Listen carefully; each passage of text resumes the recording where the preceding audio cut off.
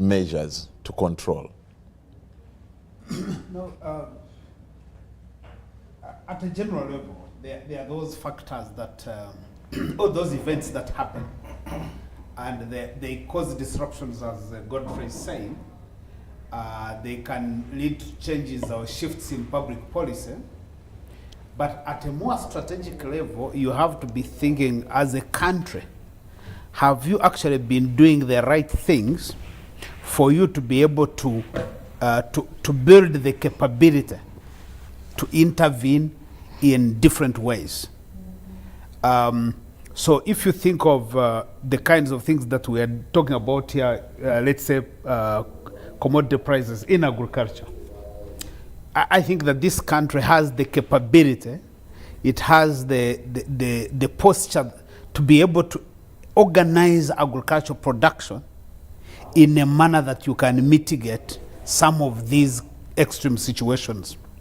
If, as a country, if we're able to do the right things and do them properly, because you see, the minister you are talking about, you are trying to do mindset change. You are trying to do parish development model. Sometimes when government officials talk, it's like they have started governing. If you go backwards and see, I think I've argued elsewhere and said there is no better plan for agriculture that this government is going to do, or this country, let me actually not even talk about the government, that this country is going to plan than the plan for modernization of agriculture. This which was launched by the president in August 2000 with a very clear agenda organized around 7 pillars that bring the different components of the agriculture system together. But since then, we've basically flip-flopped along the way that you are not able to organize a coherent agricultural sector that is able to, where you can even project a number of things that you are able to do. I am a farmer, I do farming, I grow coffee. And, I was surprised that to try and get equipment to open up land, coming from Ntungamo, those who know Western Uganda, I had to hire equipment from Barara, move it to Ntungamo. And you imagine the costs involved, and you know that for the last 20 years we've been talking about agriculture commercialization and mechanization. Then you realize, Minister, that we are not putting action where we are putting our words. So in other words, at a strategic level, I think that as a country, as a government, there are certain things we're able to do where we can create certain efficiencies that give us the capability to intervene and mitigate. We may not completely, address all these challenges because of the other external factors, but I think internally we lack the nature of organization that gives us the capabilities to mitigate these kinds of negative impacts that come because of both exogenous and endogenous factors. Andrew, why are we not that organized in order to mitigate this, especially the exogenous factors? First of all, I do not know on what basis by saying we are not organized. He has given an example. So let me first give you a broad picture of inflation in the world today. Inflation in the United States as of April this year was 8.5%. America has not seen this since 1973, during the oil crisis. UK, April was 7%. France, 5.4%. The EU as a region, the average for the whole EU is 7.5% in April. Kenya in April was 6.4%, Tanzania 6.3%, Rwanda 7.5%, Uganda 5.3%. So essentially, globally, as we have seen from America to Europe to East Africa, Uganda's inflation rate at 5.3% is within our target of not exceeding 5%. So we are just 0.3 points above our normal target. For me, if you tell me, From the numbers, it tells me that there's something good government of Uganda must be doing to ensure that we have effective control of inflation in spite of global changes. So the question is... God loves us so much. I don't think so. Like, because like Uganda, COVID. Let me like tell it you happened this. with COVID. You see, Uganda cannot avoid certain global shifts and changes, and no country can. So I'll tell you what are the causes of inflation in Uganda, instead of us speculating. The biggest problem we have is what we call imported inflation. And imported inflation in Uganda has, you see, the supply, you have seen that the prices of soap and cooking oil have really gone up, maybe by 100%. The supply of crude palm oil, which is a raw material into the manufacture of soap and also the manufacture of cooking oil, has been squeezed into supply. Why? First, Godba should go online and read that the biggest producer and exporter of crude palm oil to Uganda is Malaysia. Malaysia has introduced a policy that it will not export crude palm oil, it will add value to it. So they're not allowing anyone to export crude palm oil. The result is the supply of crude palm oil in the international market has gone really down because Malaysia is out of the game. You will not have Indonesia. What happens, basic economics, when supply goes low, far below demand, it puts an upward pressure on price. How? What would Uganda do to control that? In fact, Uganda has been trying to increase the supply of palm oil, but getting land on these islands to produce our own palm oil has been very difficult. Godba here has been the biggest opponent of the Bidco getting those islands in the Lake Victoria to produce palm oil. So he has been the opponent of the very policy he's saying the government of Uganda should take. So that is point one, number one. Point number two, we have high transport costs of raw materials. For example, the cost of moving a container, let's say from China or from India or from Malaysia to Mombasa and all the way to Kampala, has gone up by in some places 100, in some cases 100%, a 40-foot container. Ask any logistics person. And what is the cause of that? Because of the disruptions to the global supply chains that have been engendered by COVID. So that is a very important factor. How Uganda could cushion itself, a country that is integrated into international trade and therefore depends on this international trading system, cannot. Uganda is not God to predict whatever is going to happen in Malaysia and also or landlocked. COVID. Yes. So there are certain costs that are inevitable that we have to accept. You know, people think that sometimes whenever there is a problem, there is a solution. Many problems need just to be managed, not solved. The third point is there is the increase in the cost of fuel as a result of the war between Russia and Ukraine. Russia is the second largest producer and exporter of oil. Oil prices globally have gone up. When oil prices go up, it means that for me to move a truck of matoke from Kanyandahi village, which is the greatest village in Uganda, to Kampala, will go up. You have seen the cost of diesel. Most of these trailers are diesel. Actually, diesel prices today reached what price? 5,000 something? They are now in 5,700 almost. Yes, Just 5,700. I think 10 shillings short of 5,500. Exactly. Yeah. So you can imagine. By this evening. So the cost like that. So in fact, diesel has exceeded petrol, and diesel is the biggest fuel in the transportation of goods. So if crop prices in Uganda increase, not at farm gate, but in the markets in towns, because of fuel prices, I don't know how Uganda would do anticipate and control all these events. There are so many things we can never control. So of course, then there is the third factor, domestic. That is imported inflation. I've told you the price of fuel, the increased cost of transportation due to COVID disruptions, and of course the issue of crude palm oil in Malaysia, which has led to rather high increase in the prices of fuel, rather of cooking oil and soap. Now, domestically, you know Uganda has finally opened the economy. As we open the economy, guys who were staying at home are now running to bars to drink alcohol. Companies are beginning to employ everybody. There is always a time lag between when demand increases and when supply rises to meet the demand. You remember that let me give you a number, because I like really researched things. Last year, the second quarter of 2020, economic growth in Uganda was minus 1.1. This second quarter, which was October, November, and December last year. In the COVID restrictions. Yes, it was minus 1.1. It means GDP shrunk. But just imagine the last quarter, not this last one of January to March. UBOS doesn't have the statistics yet, but the October, November, December growth was 5.4%. The first quarter of this financial year, it was 3.2%. The same period in 2020, the first quarter was 0.1%. So you can clearly see the economy is beginning to pick up and people are going to buy things. And because you have a lot of demand, supply has always a time lag to meet the demand. So there is also, that puts an upward pressure on price.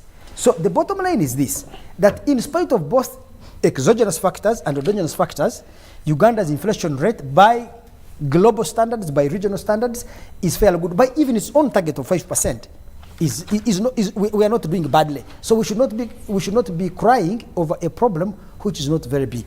So to tell me 1 or 2, 3 ways of managing. How should we be managing? You said it cannot be avoided, but it can be managed. Yes. We may not be able to solve the inflation problem, but we can find ways of managing the problem, and that's the whatever our economists. Because if you have imported inflation, you see Uganda cannot control every single element in the international trading system, in the international supply chains, in the international relations where it can stop Russia from fighting Ukraine. Uganda cannot do all that. So when we confront problems like that, I hope that the government of Uganda will be able to put in place measures targeted at these different areas. One of the areas cannot be short term.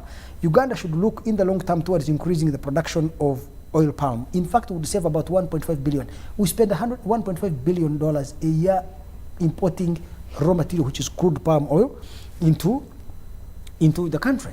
So if we are able to provide investors like Bidco, Mukwano, and others a lot of land to plant oil palm, if government can have increased support for people like Mukwano, because my grandson here comes from, he's from Acholi, but in Lango, the production of sunflower seed is so big that, Lango region has one of the lowest levels of poverty in Uganda, in large part because I was talking to Alekan Kamali, the CEO of Mukwano Industries, and he told me in 2005, they were spending something like 5 billion a year buying sunseed oil. Yeah. By 2012, they were spending 36 billion. I need to ask him now, 10 years later, they could even be spending 30 billion. And that is income going directly to the hands of farmers. And when you talk about Lango and the growing of palm oil seeds and sunflower seeds. Sunflower, sorry. Last week, the Honorable Marapol, and he's one of the dealers in that, he sat right where you are, and he said they have put in proposals to government that, one of the stopgap measures, immediate, would be just give farmers some money, and that is delaying to come. So isn't that one of those contributors that got by saying planning or even Odongotho, the management is lacking? I am very eclectic on a solution like that. One, I am deeply aware that to increase agricultural production, you need significant state intervention to create incentives for farmers, to support farmers, institutions and policies to support farmers to increase not just output, but just farmer productivity, whether it's through improved seed, use of fertilizer, use of irrigation, and so many other things. You need state intervention. The government of Uganda adopted a policy of liberalization where it has actually abdicated its responsibility in agricultural advisory services. It has abdicated that responsibility to the private sector. The private sector does not have sufficient resources. Of course, I am very conscious of the fact that the government of Uganda is corrupt and incompetent. And it's possible that if we release a lot of money to intervene in agriculture, it may end up in the pockets of politicians and the bureaucrats and not in the hands of farmers. So I'm always caught between the two. Should we leave it to the market because the market is fairly doing well, but not to the scale we would want? Should we try to bring in the state, but the state will bring its own corruption and incompetence and try to politicize a market that is working fairly well? So this contradiction, we can't run away from it. Sometimes the list. I wanted to first bring in these two. Godba, you wanted to throw in a... No, just real quick to say that I'm glad that Andrew eventually circles back to my point. Yeah, because in all of these, for me, as far as I'm concerned, the government, it's not enough for you to explain that all these things are happening everywhere. That's not a government policy. Governments, everywhere around the world, they prepare themselves, they organize themselves to be able to intervene in the worst scenarios. In the worst case scenarios, and help their citizens. Again, I can tell you, Andrew, that in 2012, that's when the government of Uganda adopted its first coffee development strategy and set a target to reach to export 20 million bags of coffee by 2020. In 2022, we have reached about 7 million bags. 7 there. Yeah, and you know, sometimes we say 7 million bags, and you see actually people celebrating. But if you set a target of 20 million bags, and 10 years later you are at 7, there must be something fundamentally wrong, and that's what I'm talking about, the organization of production. There must be something fundamentally wrong that you are not doing. No. And so, while I completely agree with you, Andrew, about the factors that are beyond our control, I am only saying that no, we must be able to, we must be working for a smart government that does business smartly, and those governments exist around the world. Is it possible that we could actually do better, more excellently than where we are at? Achiteng. And before I answer your question, I just need to get back as a rejoinder to what Andrew and Godba have been submitting on. We had a crisis in 2008, okay, as a result of the Kenyan post-election violence. Of 2007. Yes. We had another crisis in 2011 as a result of our elections, you know, and those two crises should have been adequate enough to cause any normal government to think through what would happen in case we had another crisis of that magnitude. These rising prices began to appear on the radar. Okay, they began to cause us a little bit of panic around September last year in 2011. And the first explanation we had was that we had a COVID situation and truck drivers needed to be tested. We dealt with the testing issue at the border. Then the prices continued to escalate. When we investigated further, the Uganda Revenue Authority told us that the scanner at Malaba had broken down. Okay? When the scanner at Malaba had broke down, in the process of repair, the repair process took longer than we had anticipated. And so we transferred traffic to no, actually, it was Busia that broke down first, and then we transferred traffic to Malaba. When we transferred traffic to Malaba, the scanner at Malaba also broke down. Okay? And so we kept seeing an escalation. After some time, the scanners were rectified, and the escalation of prices continued to occur. And so whereas I agree with Godba that there are these global challenges that we are facing around inflation and the fact that we might be doing well as a country around inflation, there are little details that we could do better on that could be able to buffer the average citizen against the adverse effects of the escalating prices of fuel. E.g.? Okay? Pardon? For example? For example, the reservoirs that we have in Jinja can only hold 30 liters of petrol. I mean, can only hold 30 liters of fuel. Over the last couple of years, there have been continuous plans and conversations around establishing You mean 30 million liters? Yeah. Around establishing other reservoirs across the country so that we can at least hold 100 million liters of fuel. How is it impossible? How is it difficult that over the last 10 years we have not even been able to put up one extra reservoir of fuel? You get? And so at the end of the day, again, Andrew, it is not to say that the problems would disappear. We are saying, how do we buffer the average citizen against the adverse effects of the increasing prices of fuel? So are you saying that the increase in the price of fuel for us to solve it, government then would go into its storage facilities and sell it cheaply. I would not agree with such a policy. I think that the price of fuel should reflect market dynamics. Here is the thing. One of the reasons, the storage facilities, Andrew, one of the reasons that we have very unstable fuel prices is because of speculation on the market. Okay, so why do we have speculation on the market? One, the minister courageously told us that it was because we are a landlocked country, which is not something that happened overnight. You know, we have always known that we are a landlocked country. So if you're a landlocked country, one of the problems that you should always anticipate is that for every import that you bring into the country, there might be a problem that might cause it scarcity. So if you have a commodity that is as important as oil, you cannot be having such a speculative market, a speculative situation of oil prices rising. When was the last time we had a decrease in oil prices, Andrew? So let me tell, I think that you are raising a good point to reinforce a wrong example. I think that Uganda should have serious fuel reservoirs so that in case our access to the sea is cut off, we can have some sufficient reservoirs. I don't think we should have reservoirs to stabilize the price of oil inside Uganda. Honestly, I think the United States is the largest producer of oil in the world, in case you do not know. Higher than Russia, higher than Saudi Arabia, oil prices are going up.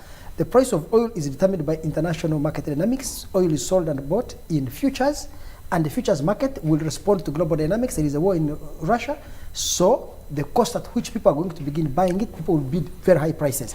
So I don't think that the government should then go into its stores. That would be maybe political. I don't think it's good, especially where the cost of inflation in Uganda is within the government target range of 5%. You see, I think that we should not be populist and try to assume that there is a crisis in Uganda. It's so bad. Let me ask you, assuming one of the biggest problems we need to look at is the increase in the cost of soap and cooking oil. Cooking oil is consumed, as Trump would say, bigly in Uganda. And it's the biggest effect on it right now is the fact that Malaysia has stopped exporting crude palm oil. It has said we will have to process it. And it was our biggest source as East Africa. So all of us are suffering from such a decision. How would the government of Uganda have anticipated a decision like that? You see, there are so many unknowns that we can never anticipate, even in your home private budget, even your own business plan, even in your own income at home. For example, during COVID, many people's homes, people's salaries were cut into half. Okay. No one would have expected that my salary would be cut into half. You would get problems. So I think that problems, we should always expect them. The challenge is, how is government of Uganda responding to it? In some of these things, so actually, how is it responding? Actually, how is it responding? Let Achiteng finish her point. Thanks for the information. Let her finish her point. I bring in Mapinduzi and then we can escalate. And maybe in conclusion, to what I was submitting on, I think I agree to an extent to what Andrew is saying, but that the challenge with Andrew's argument on this show is that it's a very privileged argument, okay? And so when you talk about cooking oil, that is a privileged commodity, okay? That's not true.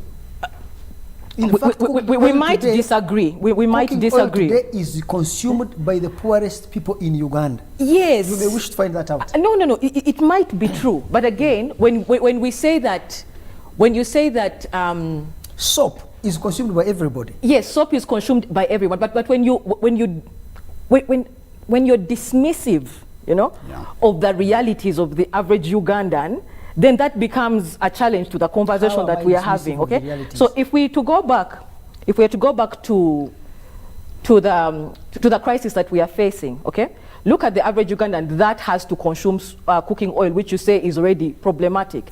In addition to their cooking oil crisis, they have to deal with ever increasing fuel prices on a daily. If you look at the average an average distance of 10 kilometers has had an increment of 1,000 shillings over the last 3 weeks or so. A distance of over 10 kilometers has had an increment of about 2,500 shillings over the last 3 weeks.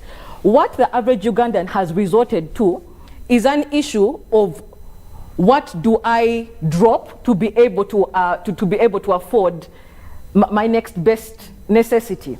And so you have more Ugandans walking within the range of 10 kilometers because they cannot Which is afford. very good. Now they are doing exercise. I'm happy. Again, Andrew, that's a very privileged But also someone argument. would say if you don't, if you do that's not a very take cooking privileged oil, argument. it is also good. Because if you tell them, and yes, that might be good. So we could look at the benefits. But So when the benefits Andrew, are that people are getting off cooking oil and people are going Andrew, to walk. before you come in, when you begin talking about people walking, you need to also remember the weather patterns that we've been experiencing over the last couple of weeks. Okay, and so even within the context of the conversation that we are having and the health benefits of walking, I think we need to be thinking deeply about a transport system that is not heavily affected by such disruptions of fuel. Okay, let me, thanks Achiteng. Let me, Mapenduzi, I'm sorry I've left you to keep quiet for I've been listening. Yes. It's good You also have to be careful so that Andrew doesn't turn into the moderator now that he's talking about I know you. You won't. I love being one. I can see him calling upon Mapenduzi. So far he's raising good points. The moment I realize that he's going aside, I will.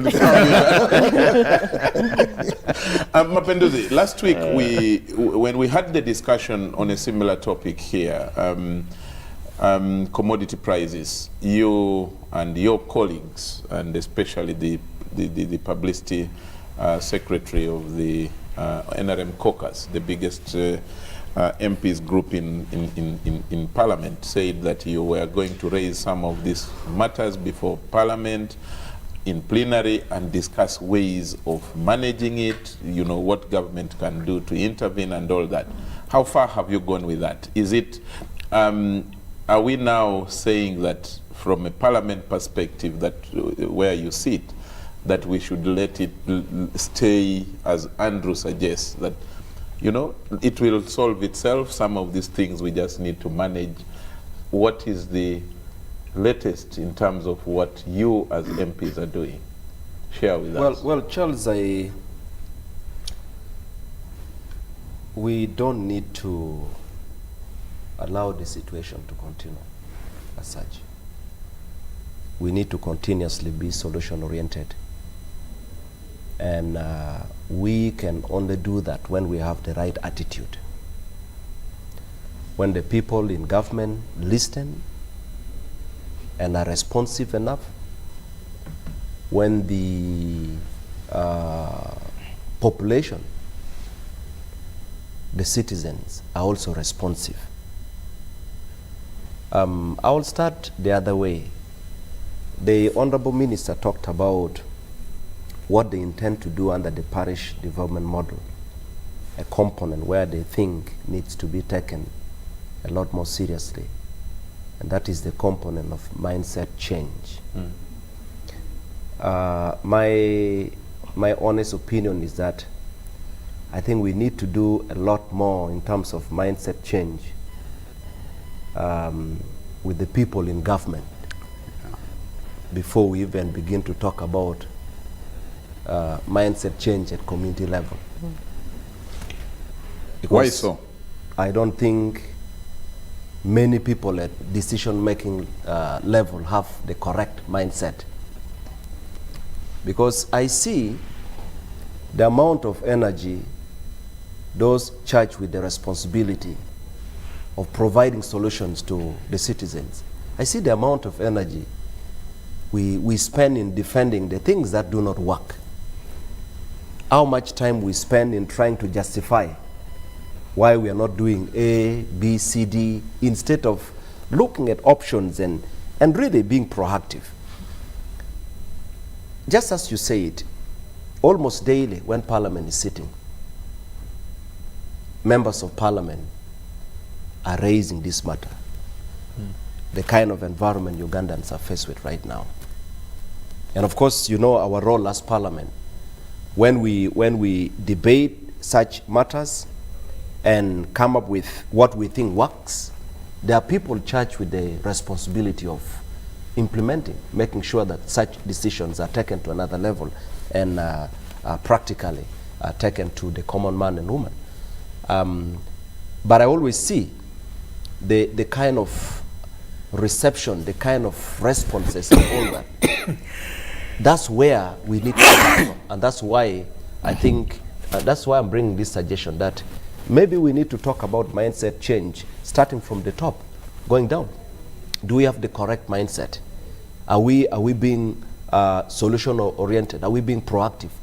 Do we really understand what the common man and woman feels?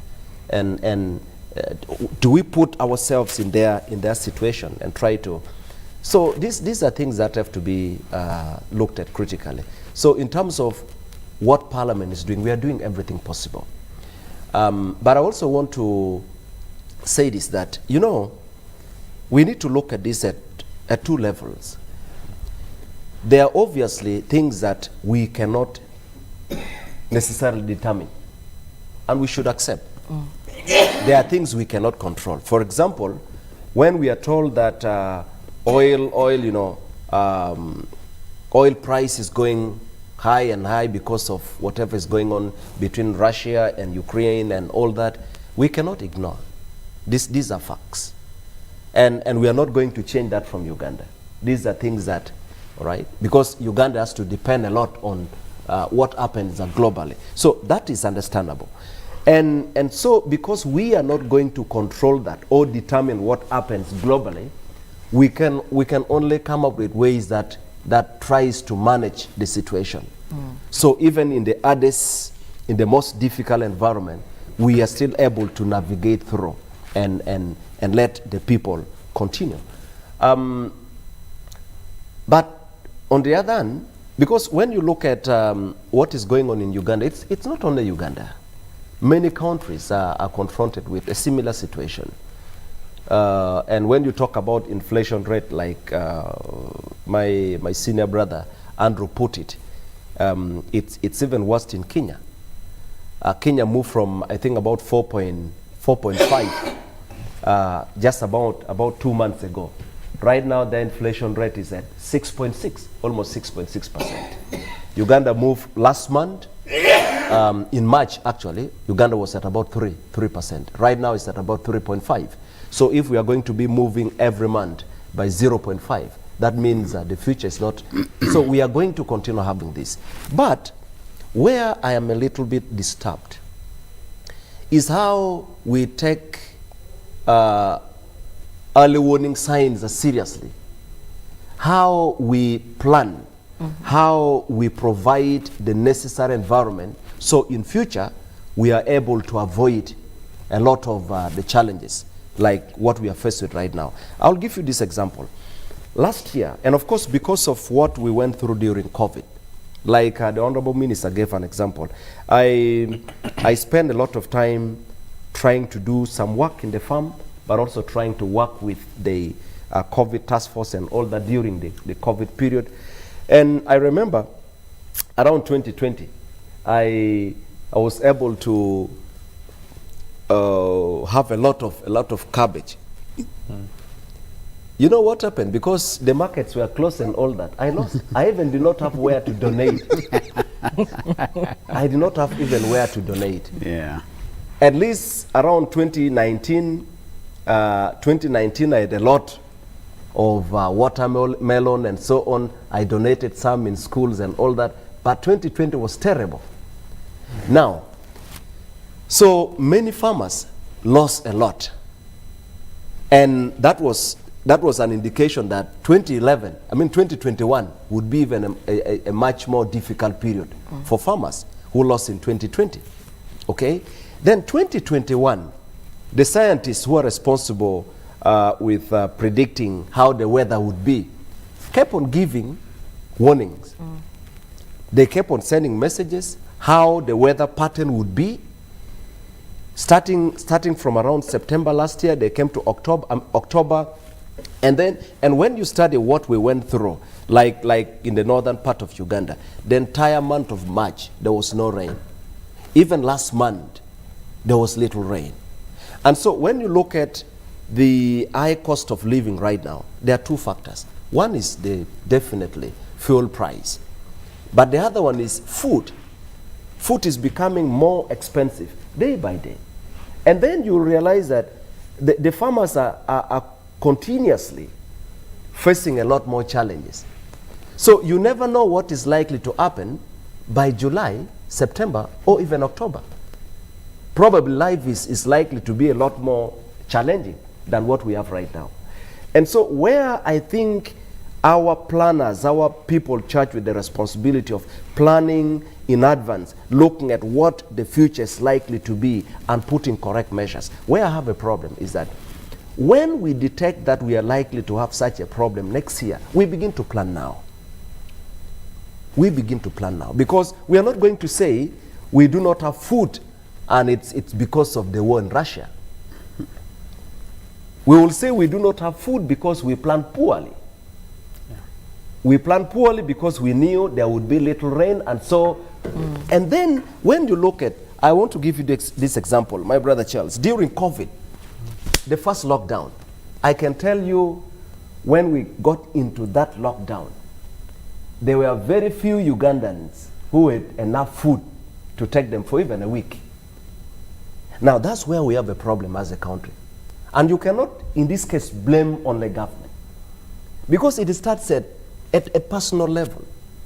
How do we, that culture of hard work, I move a lot to the villages. But Mapendus, I would like to ask you, so if Ugandans do not have food to last them a week, I did not see any Ugandans starving and dying of hunger during COVID. In fact, I felt that during COVID, well, Ugandans were able to exhibit a high degree of food sufficiency because... But where were you staying? Andrew, no, why don't you let him do you live in finish? this country? No. What? Okay, let's let him finish. My sister, why don't you let him finish? I have let him finish. No, because I want to... Because I will take tea. Let me tell you, first, there are two problems I have with many African educated people when they're discussing. First of all, we should begin with the basic, that Uganda is not the United States, it's not Europe. Our per capita income is $1,060, America is $70,000 or $69,000. So we are a poor country. Of course, I do not expect Yamlesire in my village to be compared to Sudiri. They're in different leagues. That is one. Two, I have seen countries that have suffered famine, and it has happened in Ethiopia in 1983, it has happened recently in Somalia. You find people emaciated dying on the road. You cannot tell me that in 2020, Ugandans were dying of hunger en masse. We should not exaggerate the problem. Yes, people may have had food shortages, but this country demonstrated that it can go through COVID and all these lockdowns without us having a mass starvation. There was a program, a political program of government to distribute food. I don't know whether it is those who were given this food who benefited more or the bureaucrats who are distributing it. Remember, I'm very suspicious that every country should always employ the advantages it has, which God does not understand. A country like Uganda with so many ethnicities and suspicions of each other is best served by government doing less and allowing the private sector to do more. That's why you see the US works the way it is. It has too many tribes. But you go to a country like Sweden with one tribe, or Japan, you'll find that the government can intervene because people trust each other. You know, if do they intervene because there is only one tribe, or really? Because there is a system of efficiency and responsiveness and the planning to have some surplus on the side that you use to intervene in the worst case scenario for some time? Systems, there is no universal good system. A good system must be tailor-made to suit a situation. I'll give you an example. True. If you look at studies of countries that are homogeneous ethnically, they tend to have social programs. If you look at Norway, Sweden, Denmark, these Nordic countries, they have very good social programs. Social democracy works there. Charles, hold a second, yes. Why? Because but remember I gave you time. Yes. Don't abuse my generosity. Andrew, he actually gave you a minute to give him information. Yes. Don't abuse my generosity. Controlling it. Yeah, because the moderator. Well, I apologize. I have enjoyed the anyway, I have picked your point, and I really wanted you to let me understand the message. The issue of starvation. I think you probably did not pick my message correctly, or you never allowed me to lead you into understanding. Actually, someone is saying online that he was on phone.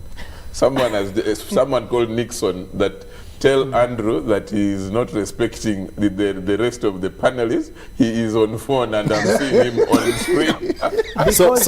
Because Nixon doesn't understand. Even when I was speaking, I use the phone because I write my notes here. When he's speaking, I write my notes here. Okay. Anyway, That's so what I was what I was driving, you know, No, this Mapirus has his notebook. He's still. I'm sorry to interrupt. Please go analog. He writes with a pen. But the rest of us have pens and paper. It's only you who doesn't have a pen and I'm the oldest man in here, and yet I'm the most advanced. okay. Anyway, I hope you will not interrupt me now. No, I won't, I yes. promise. So the main point here, viewers and colleagues in the studio, is that we need to be honest with ourselves. And like I was giving an example during COVID period, the first lockdown.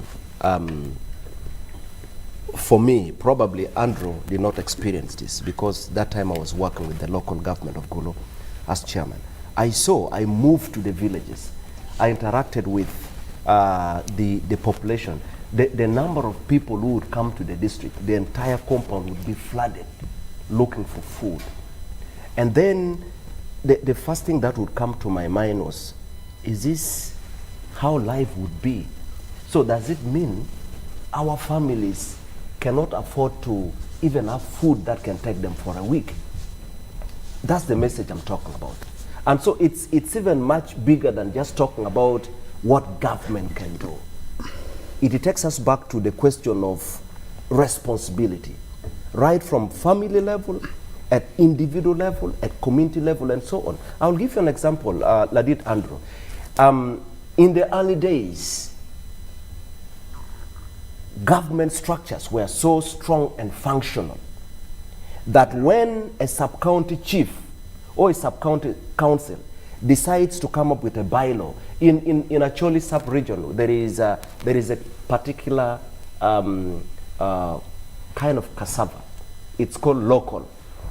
It's very much known.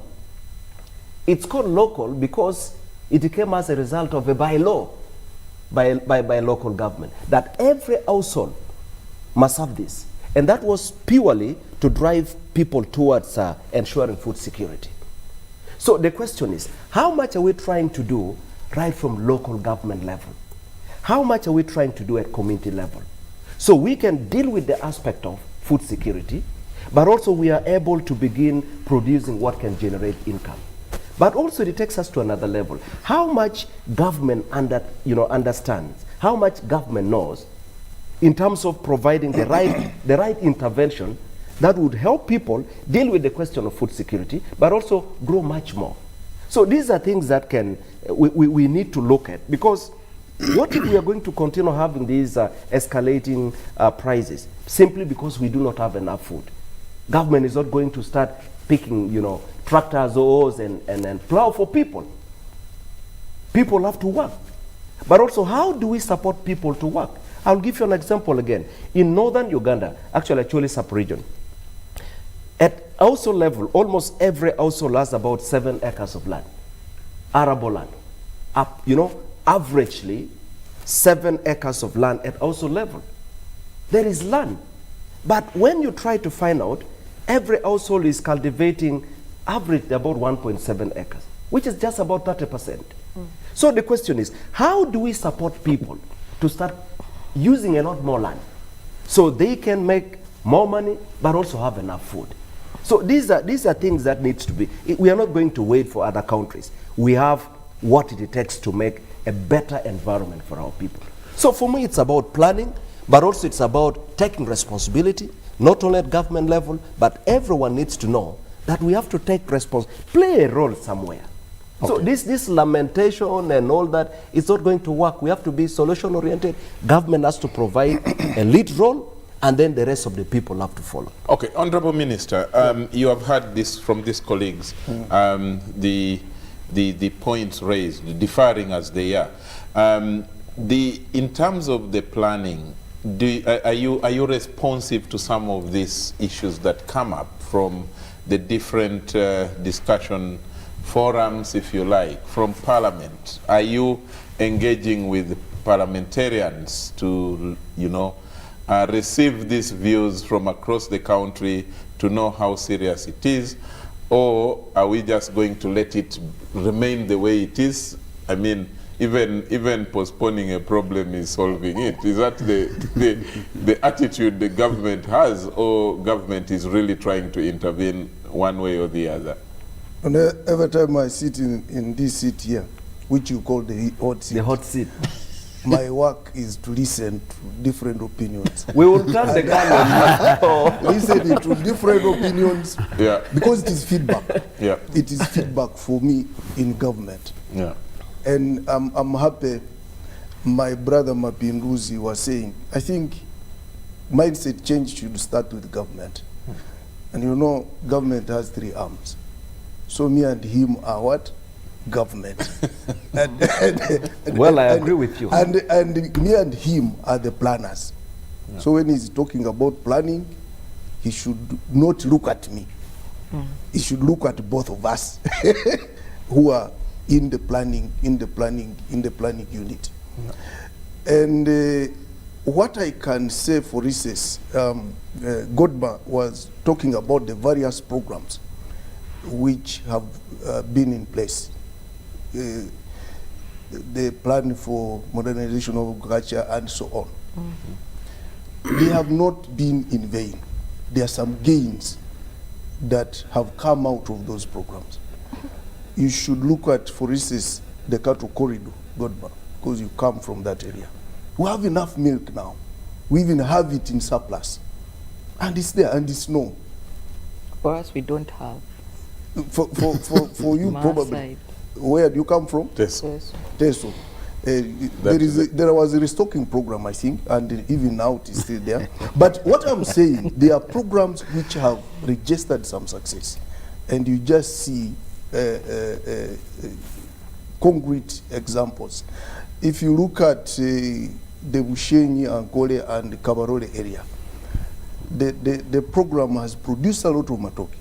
That's why even during COVID, there was a lot of matoke. Actually, even farmers donated matoke free of charge in the West for people who were in need.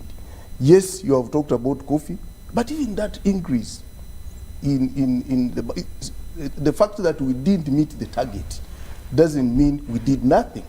At least we got that increase. At least you did poorly. Exactly. Instead of doing nothing. Doing nothing. Exactly. So that one we should also be proud of. You cannot just say there was nothing done, so the program was not useful. Not at all. You were students, you went to class, instead of getting 90%, at least you got 30%. No, at least we got 60%, and it is also it's a pass. You know, your target was 2 billion, you got 7. So that one you can. The performance is about 27%. There was some performance. But then, Minister, with your permission, you know, when we raise these questions, we are not saying you have done nothing.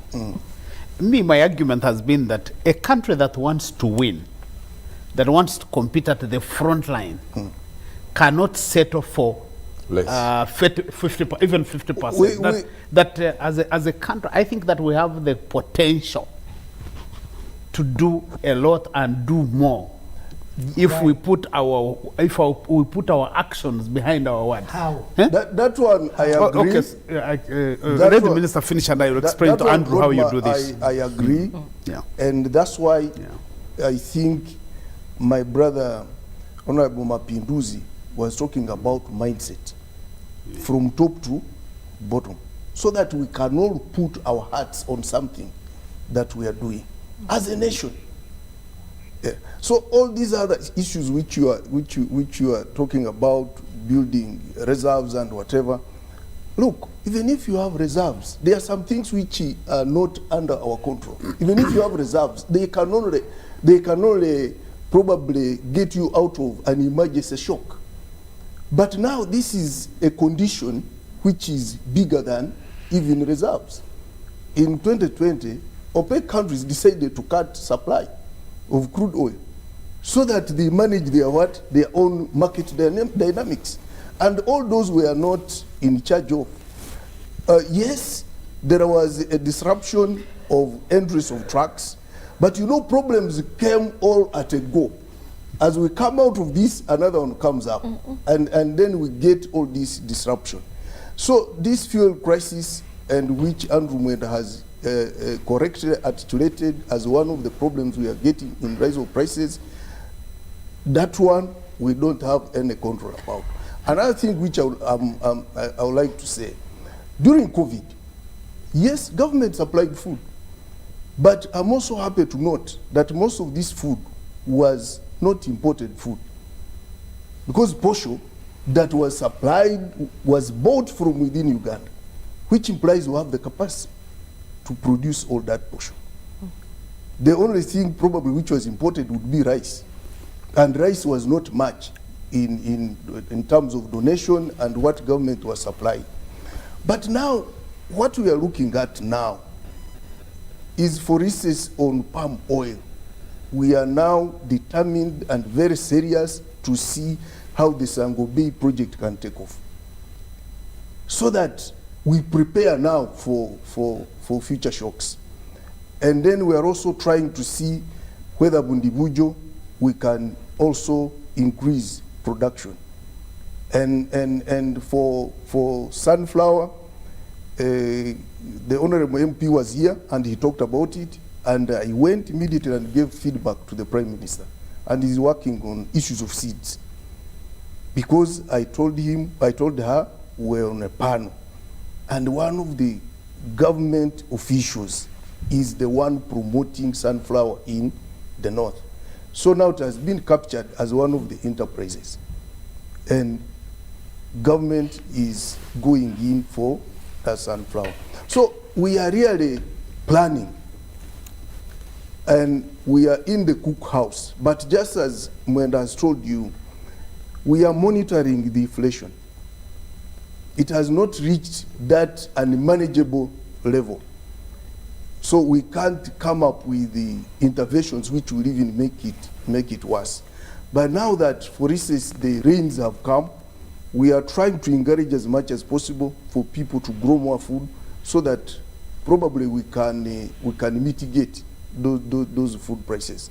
But when it comes to fuel, it will be very, very difficult for us. When it comes to soap, it will also be very difficult for us, because where we get the palm oil, they have raised the prices by around 63% in Malaysia.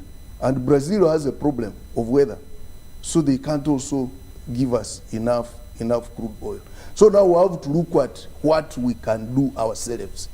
And what I would like to ask from Ugandans, we should all know we are in this country, and we have to solve the problems within our country. And when you talk, for us, we should be able to capture what you are talking about. And whenever you make a complaint, my own thing would be, give us also a solution. Because we shouldn't just come here and probably complain and whatever. But we should also be able to put in place solutions which government can capture. And we see how now to plan. And for Parliament, we have now presented our ministerial policy statements. So now Parliament, we are also waiting for your input, so that we are not blamed as the executive, as if we are the only problem. Bring your input, so that we can see how to solve our Ugandan problems. Let me be Charles. Just a minute, Chiteng. I need us to go for a break right now.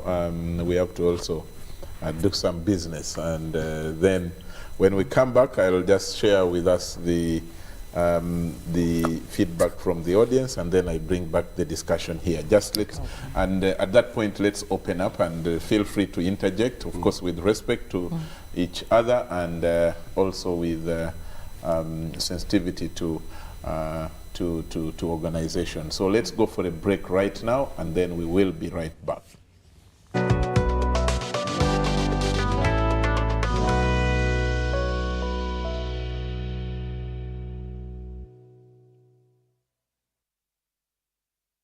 Need to send money to a loved one, but you don't have enough on your phone?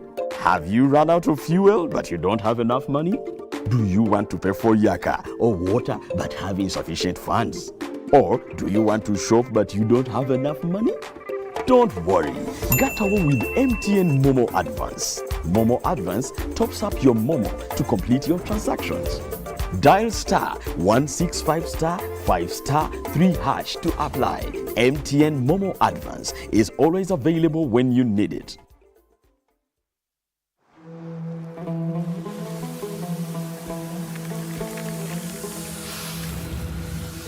A World Cup in the desert?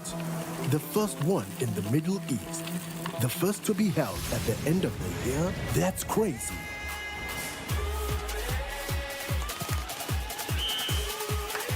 Get ready for spectacular moves. High-flying saves.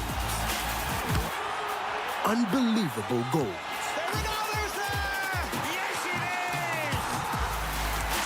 Out of this world celebrations. Would you believe it? What a moment here! All 64 matches live. That's over 5,000 action-packed minutes of the FIFA 2022 World Cup Qatar. Now that's crazy. Catch all the action only on SuperSport, your world of champions. On Go TV. Love it.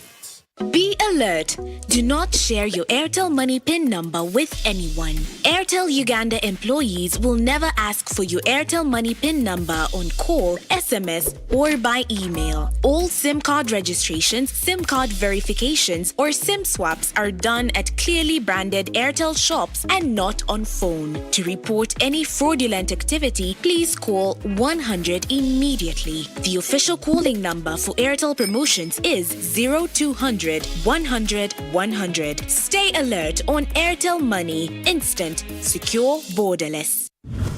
We bring you a fresh, well-researched program to help you identify opportunities for investment, job creation, growing your entrepreneurial skills, wealth creation, and social transformation.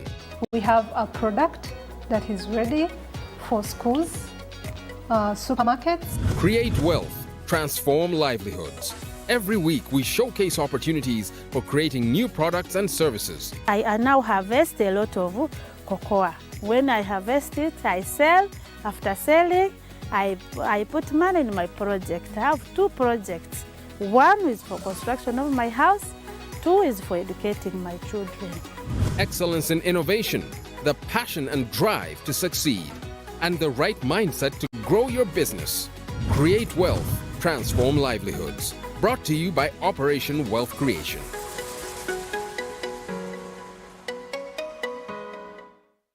Beat the back-to-school hustle today. Pay school fees conveniently using Airtel Money. Dial *185#. Select option 6, school fees. Select to pay using Bridge Schools, School Pay, or Peg Pay. Select option 1, pay fees. Enter student number. Enter the amount. Enter the PIN number to complete payment. Airtel Money. Instant, secure, borderless.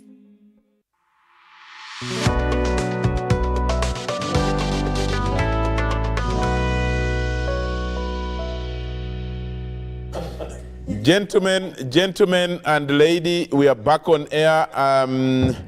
My producer tells me there are messages from and comments generally from the audience.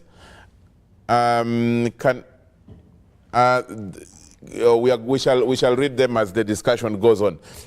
Before we went for the break, Achiteng wanted to respond to some of the issues that had been raised by the minister, but let me say for the reminder of the audience out there that we are discussing the high cost of living in Uganda and perhaps the region. In the studio we have the Honorable Jara Mapenduzi, we have Isabella Chiteng, we have Honorable Kawyanga Godfrey, we have Andrew Mwenda and Godba Tumushabe in the studio here.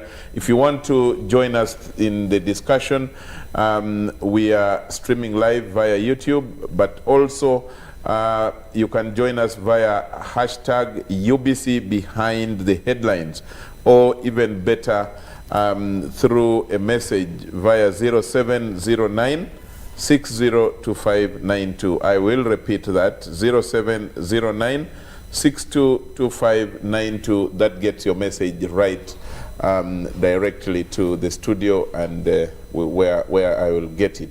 So, Chiteng, you wanted to raise some. Yes, thank you very much, Charles. Two things. One is on a comment that you made. The minister. The minister. And so I was. My attention was caught when you said that you had carried part of the feedback from the show back to the Prime Minister. And so on that note, feedback. I think it's sad that government that government reduces its role within this crisis to monitoring. We are going to monitor, the situation. If we were in a Nigerian movie, we'd probably call the government a monitoring spirit, But government cannot reduce itself to simply monitoring a crisis that has the capacity of escalating into a full-blown economic or even security situation for this country, okay? And so one of the things that I think as an average Ugandan we would ask of the government is that, one, are you an average Ugandan? I'm very average. Yes, I'm average. So as an average Ugandan, one of the things that we would ask of the government is for open and honest communication to the country. Because if the government was monitoring the situation, I believe the government would have known that this was going to escalate right from last year. And so for government to only emerge to tell us that they cannot do anything about the fuel prices is very disturbing for an average Ugandan. I think now more than ever, government should make use of the various media platforms that you have to communicate to citizens what plans are in place to deal with the crisis that we are having right now, so that citizens can be able to have a little bit of trust that you actually care for us. They should have trust, not little. No, but you see, trust is earned. So if you're not communicating to citizens and telling them that you're actually dealing with the issue, then it's hard for the citizens to actually trust. Yes, and so on that note, what exactly is the government of Uganda doing besides monitoring this but economic I think crisis? I think we are missing also a broader point. You see, when I listen to Andrew and Godfrey, we are focusing so much on the consequences of the immediate situation that we are dealing with. And the ordinary Ugandan, not just the ordinary Ugandan, the average Ugandan, who includes me and Isabella and probably Charles. I can exclude Andrew, Martin, and Godfrey. But I am the most ordinary of all Ugandans. So an average Ugandan. But Nadine Godba, we have been in this trouble. No, until you moved on. Why do you want to throw me away? Martin, you moved on. No, but an average Ugandan, what are you faced with? What you are faced with, you are faced with a situation where you are dealing with school fees, hiking school fees. You are faced with a situation where you are dealing with increasing medical costs. So what we are seeing as prices of these basic items is simply an addition to the crisis that you are facing as an ordinary household. That's why I believe that if you have a responsive government, it has to take the entire picture, the aggregate picture. The interventions you think about must be able to deal with the aggregate picture. And governments have a range of options. They have a range of tools. So we've talked more about inflation here. But these are monetary tools. On the fiscal side, you can also intervene by where you can actually increase production. And Andrew was asking, how do you do this? How do you increase production?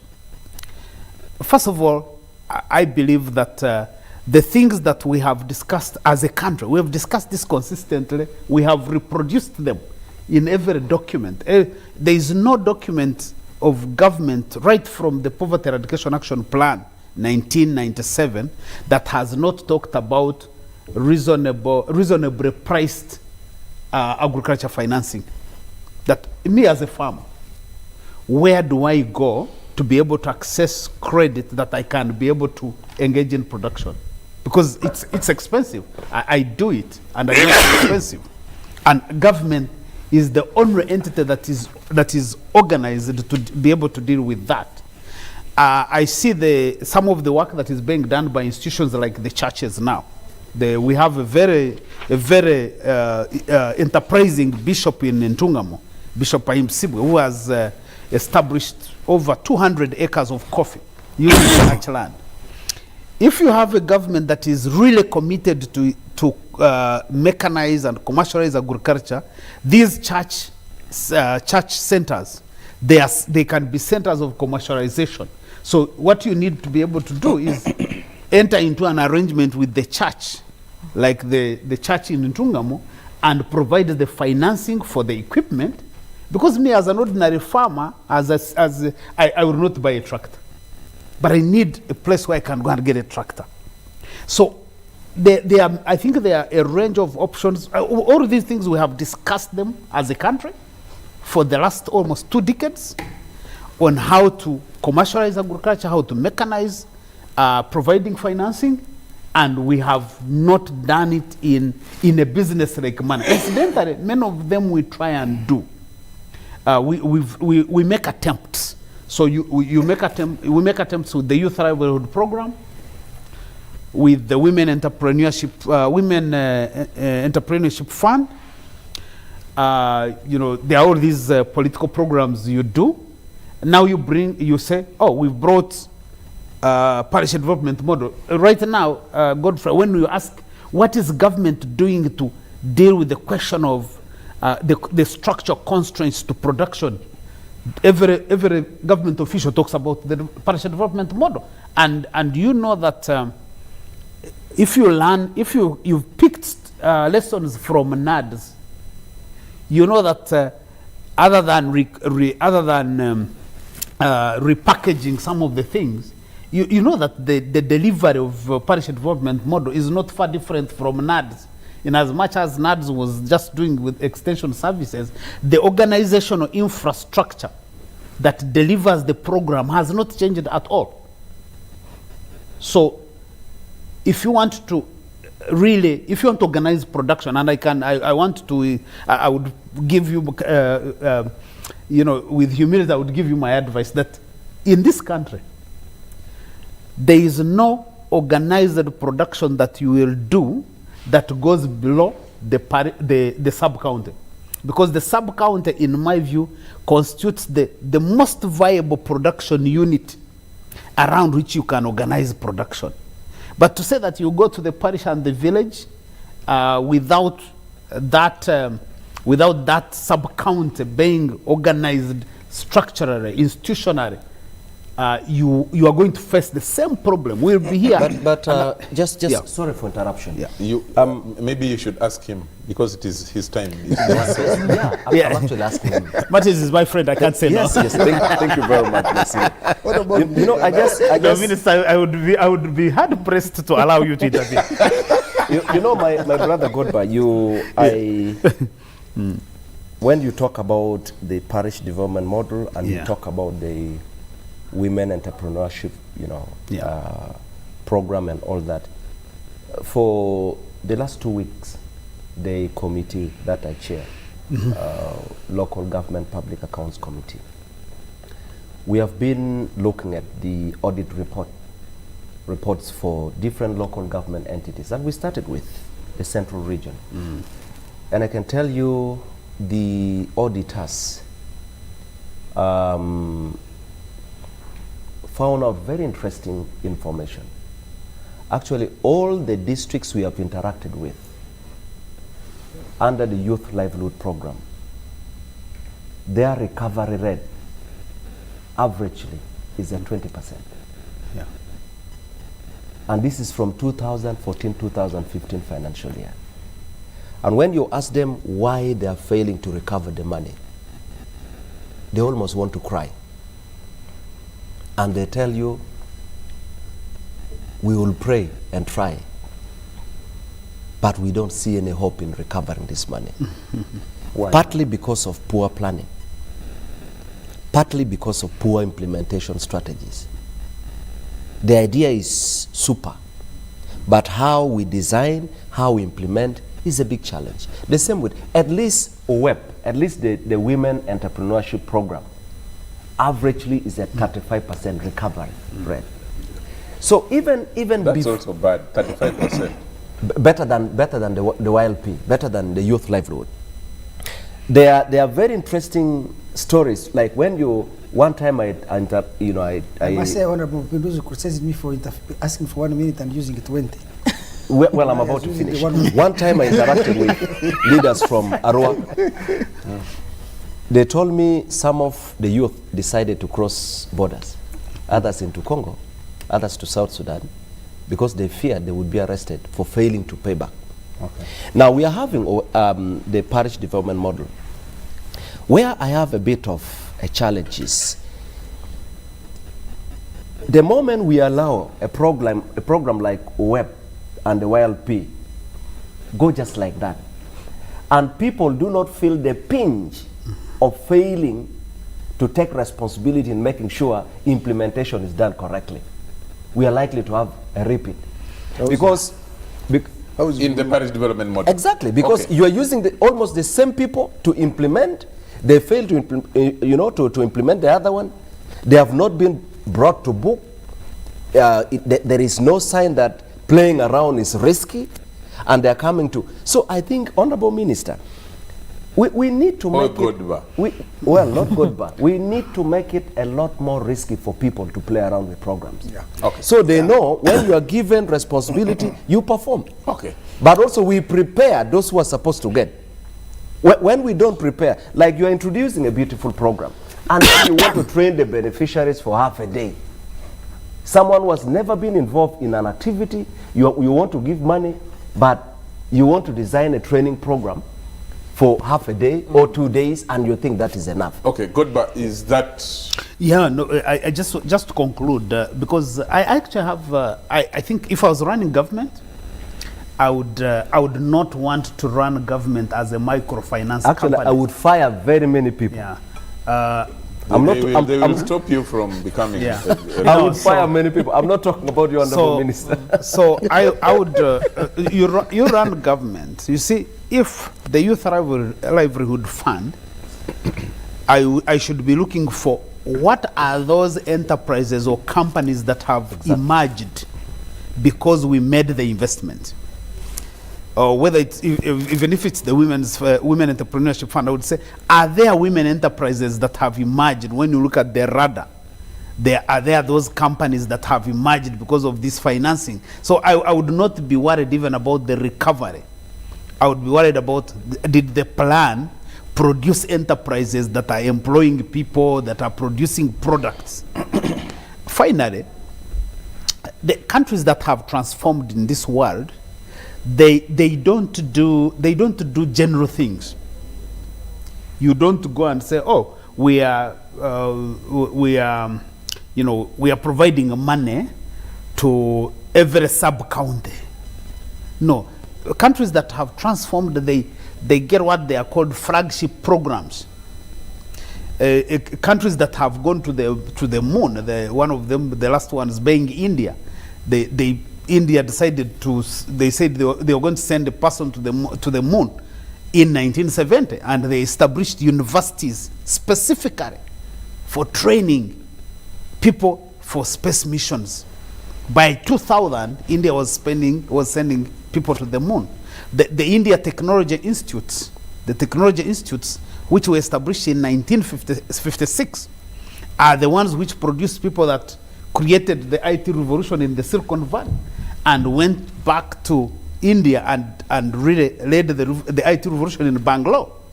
So my point is that, Andrew, that for Uganda, we need to be able to pick out and say, what are those flagship investments that are able to create value, are able to create new products, are able to employ people, and we invest in them big time. I think that as a country, we think too small on most of the things that we do, because parish development model at an aggregate level, it looks like a transformation plan, but I think it's a program that is guided by small thinking in terms of how transformation happens. Okay, thanks a lot. I want now to engage the audience out there. My producer say, okay, now there is a message coming in from Martin from Kasese. He says the government should do the needful on the overwhelming prices. Like on petrol, how can the price of diesel be more than petrol? Came out with the report. What does that mean? The report for country. I think it's not well constructed, Martin, but you can send it again. Obed from Kumi says the minister has mentioned the parish development model. It is PDM, not PMD, as a hope for answering most of the questions we are raising. But the government promised to release 15 million this financial year, and this is May 2022, and nothing apart from the money they the message is the message of Obed is not complete. Let's go to another one. Richard from Fort Portal says, ask Honorable Mapenduzi, how can local government employees who will do mindset change under parish development model have the energy when they are paid peanuts? Barije Claveri from Michiana says that the government involve farmers in solving these problems, because the Honorable Mapenduzi has put it right. He had nowhere to sell cabbage, I think, to take the cabbage. Can the technical team find a way of placing the messages above the tagline, you know, it's blocking the messages? Geoffrey from Mbale says, when did Andrew become the government spokesperson? Because this is not the Andrew I used to hear 10 years back. Andrew, you hear what someone is saying from Kumi, I think. Ongaba Stephen says, all Mwesigwa Caleb from Biguli says, most countries that do fuel marking in transit, but fuel that is supposed to be domestically consumed in a particular country is not marked anywhere in the world. But Uganda is the only country charging taxes on this fuel, 30 shillings per liter. That's another issue. Frederick Sonko in Luboa says, Andrew Mwenda should understand how smart governments work. COVID was a global challenge, but each country had a different solution. Lamenting is no solution. That's from Frederick. Ongaba Stephen says, all prices in the country is due to unnecessary policies that affect the rural poor, dragging them to heavy taxes. That's the end. But there is a direct message from somewhere here who has been to other countries and says, thank you, Charles, for the show, and says prices will not go down for as long as other factors are playing along. My suggestion is, much as we encourage people to work hard, why can't we make use of decentralized stores for essential commodities? Honorable Minister and Mapenduzi, this is to you actually. Why can't we make use of decentralized stores for essential commodities at subsidized prices so that the people are not exploited? For example, some people in rural areas are buying soap being measured with matchboxes. Zambia had food stores for their citizens in every district during food shortages, but I haven't had or seen one in Uganda. Can we bring back the granaries? Our MPs and ministers kindly help us. Honorable Minister, that's a message to you and to Honorable Mapenduzi. One of the persons... And Andrew, the spokesperson of government.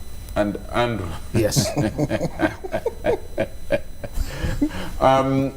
One of the... Andrew, maybe you need to respond to Someone talks about taxes on fuel, further escalating the problems, and then someone has, referred to the issue of we have failed to remobilize people to put up granaries.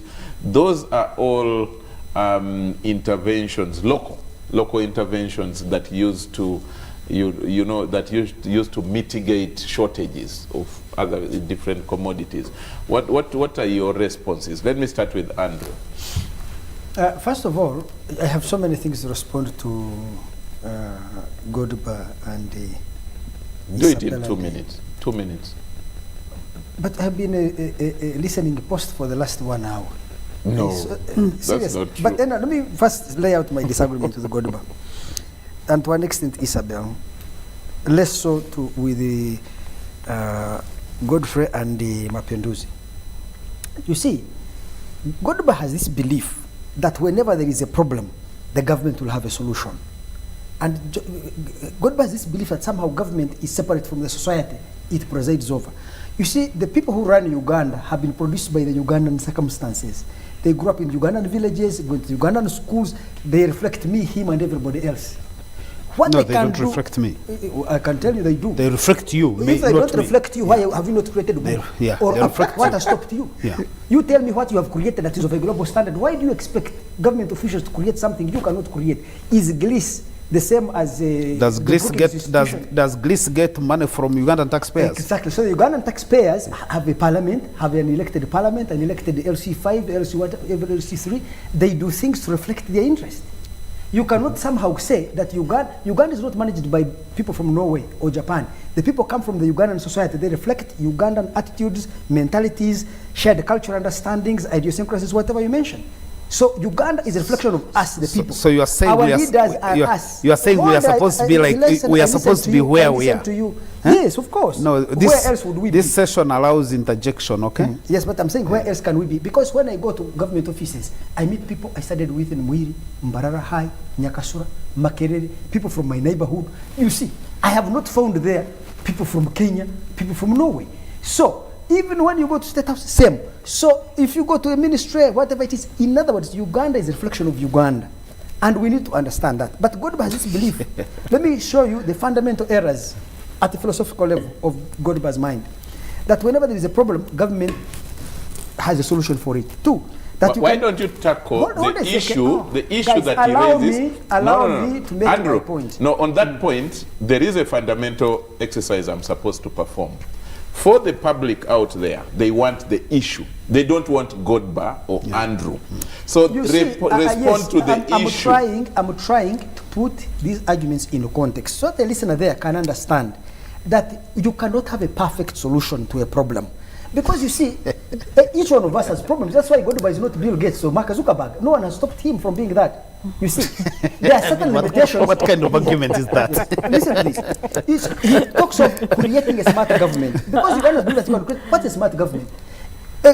What is smart government? Because a smart government that solves every problem. Uganda has so many social groups competing for influence and control.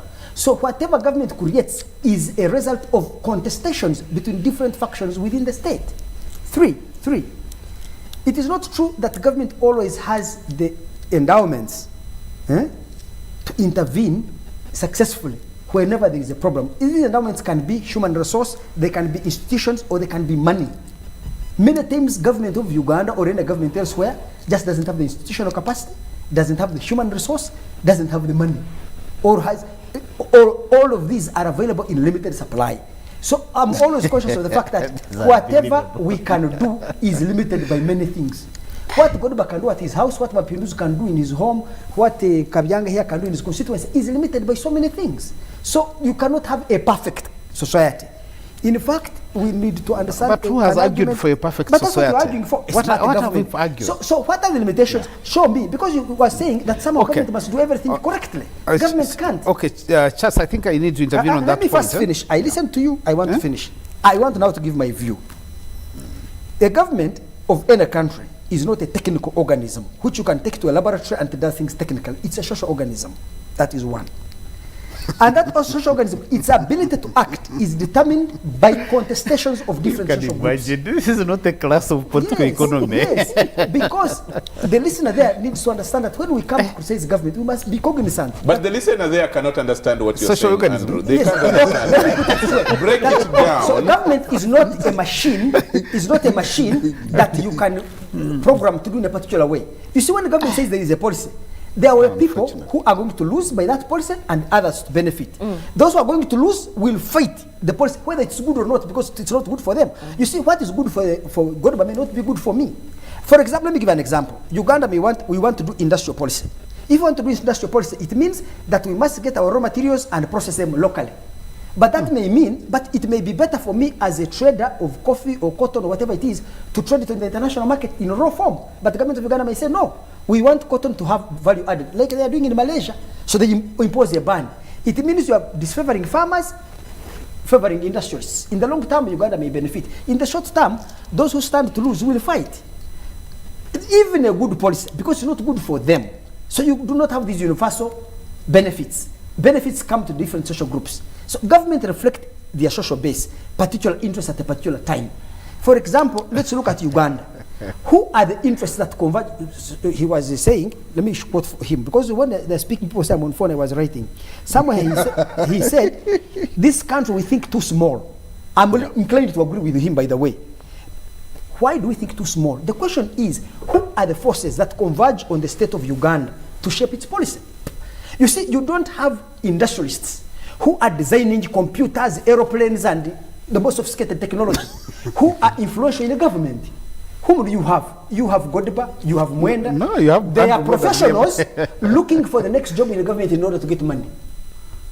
If you have Google... Is that so? Is that how appointments... Yes, because their interest... You see, the Western world was changed by industrialists. The bourgeoisie who captured the state, bent that state to their will to serve the interest. In fact, they reoriented the ideology of the state to favor capitalist views.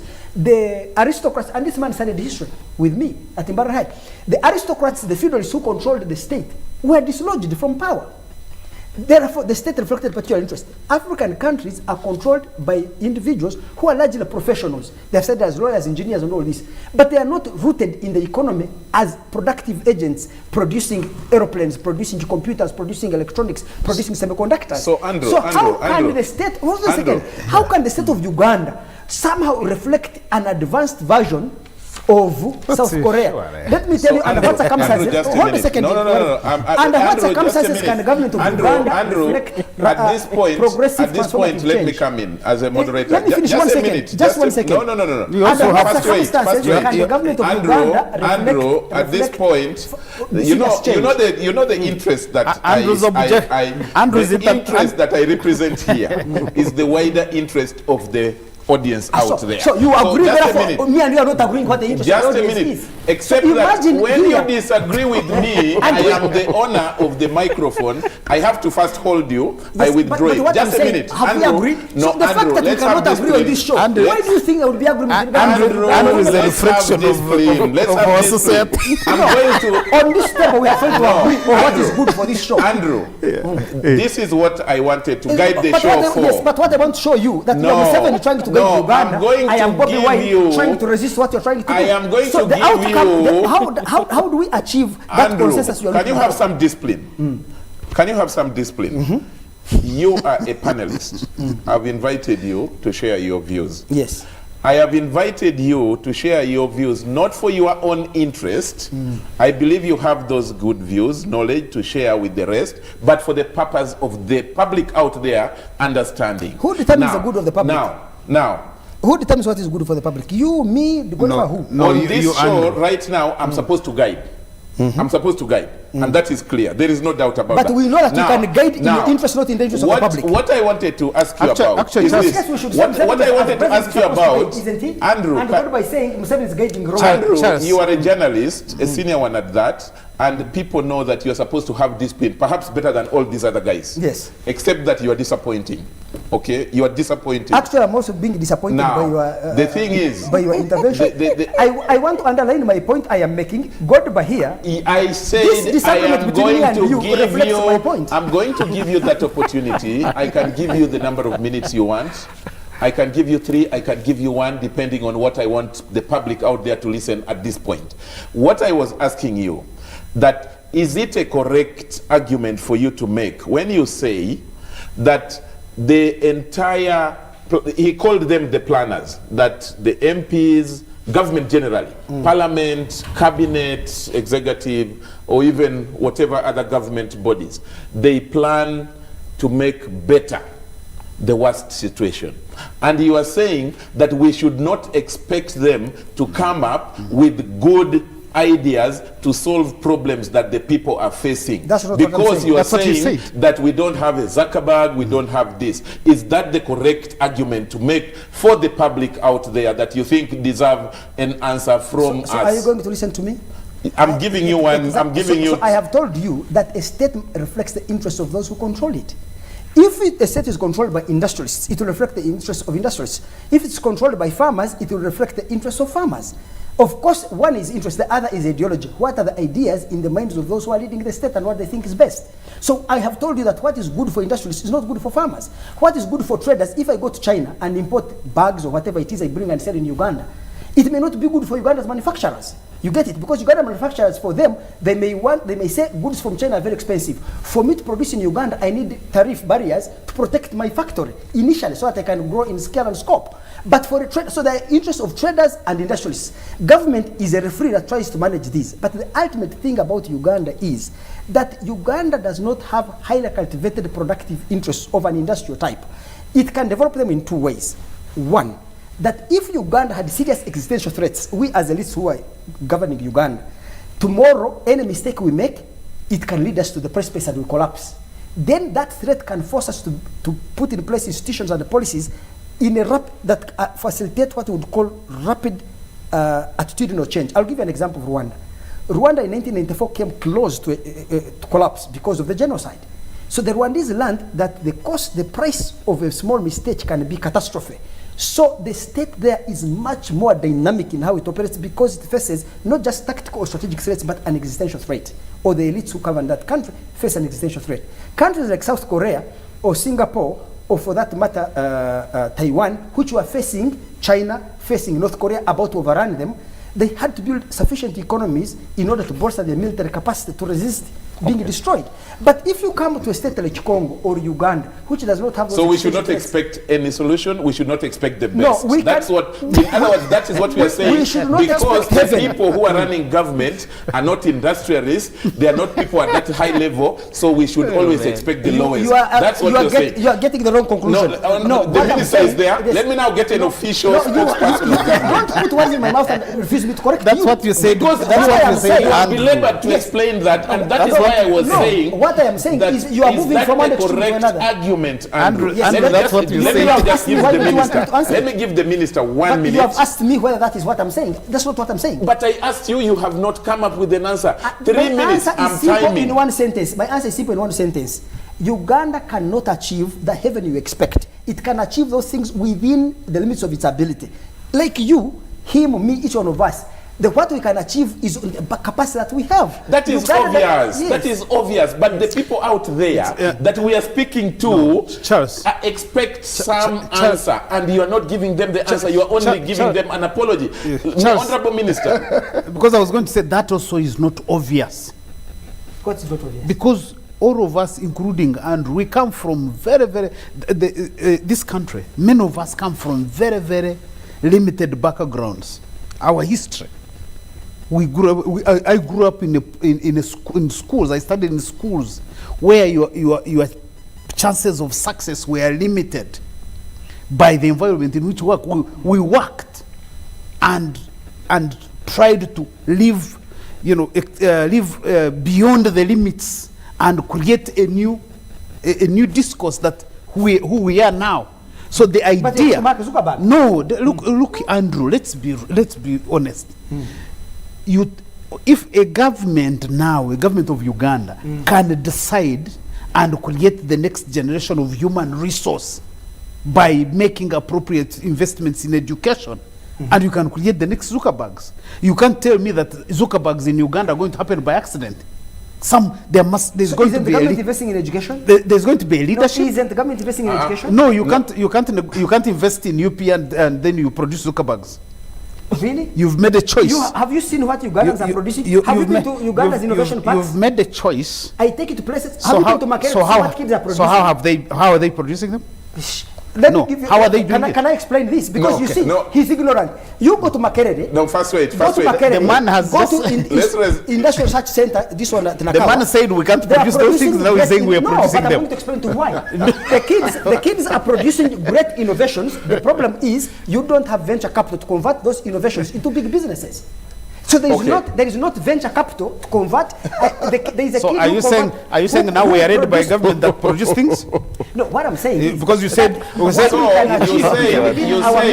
you said the government is led by people who don't have interest, so they can't They are produce farmers, they anything. Now you are cannot saying they are produce. producing. Now you are shifting to Honorable venture Minister, capital. You have this Honorable Minister, I now want you to come in.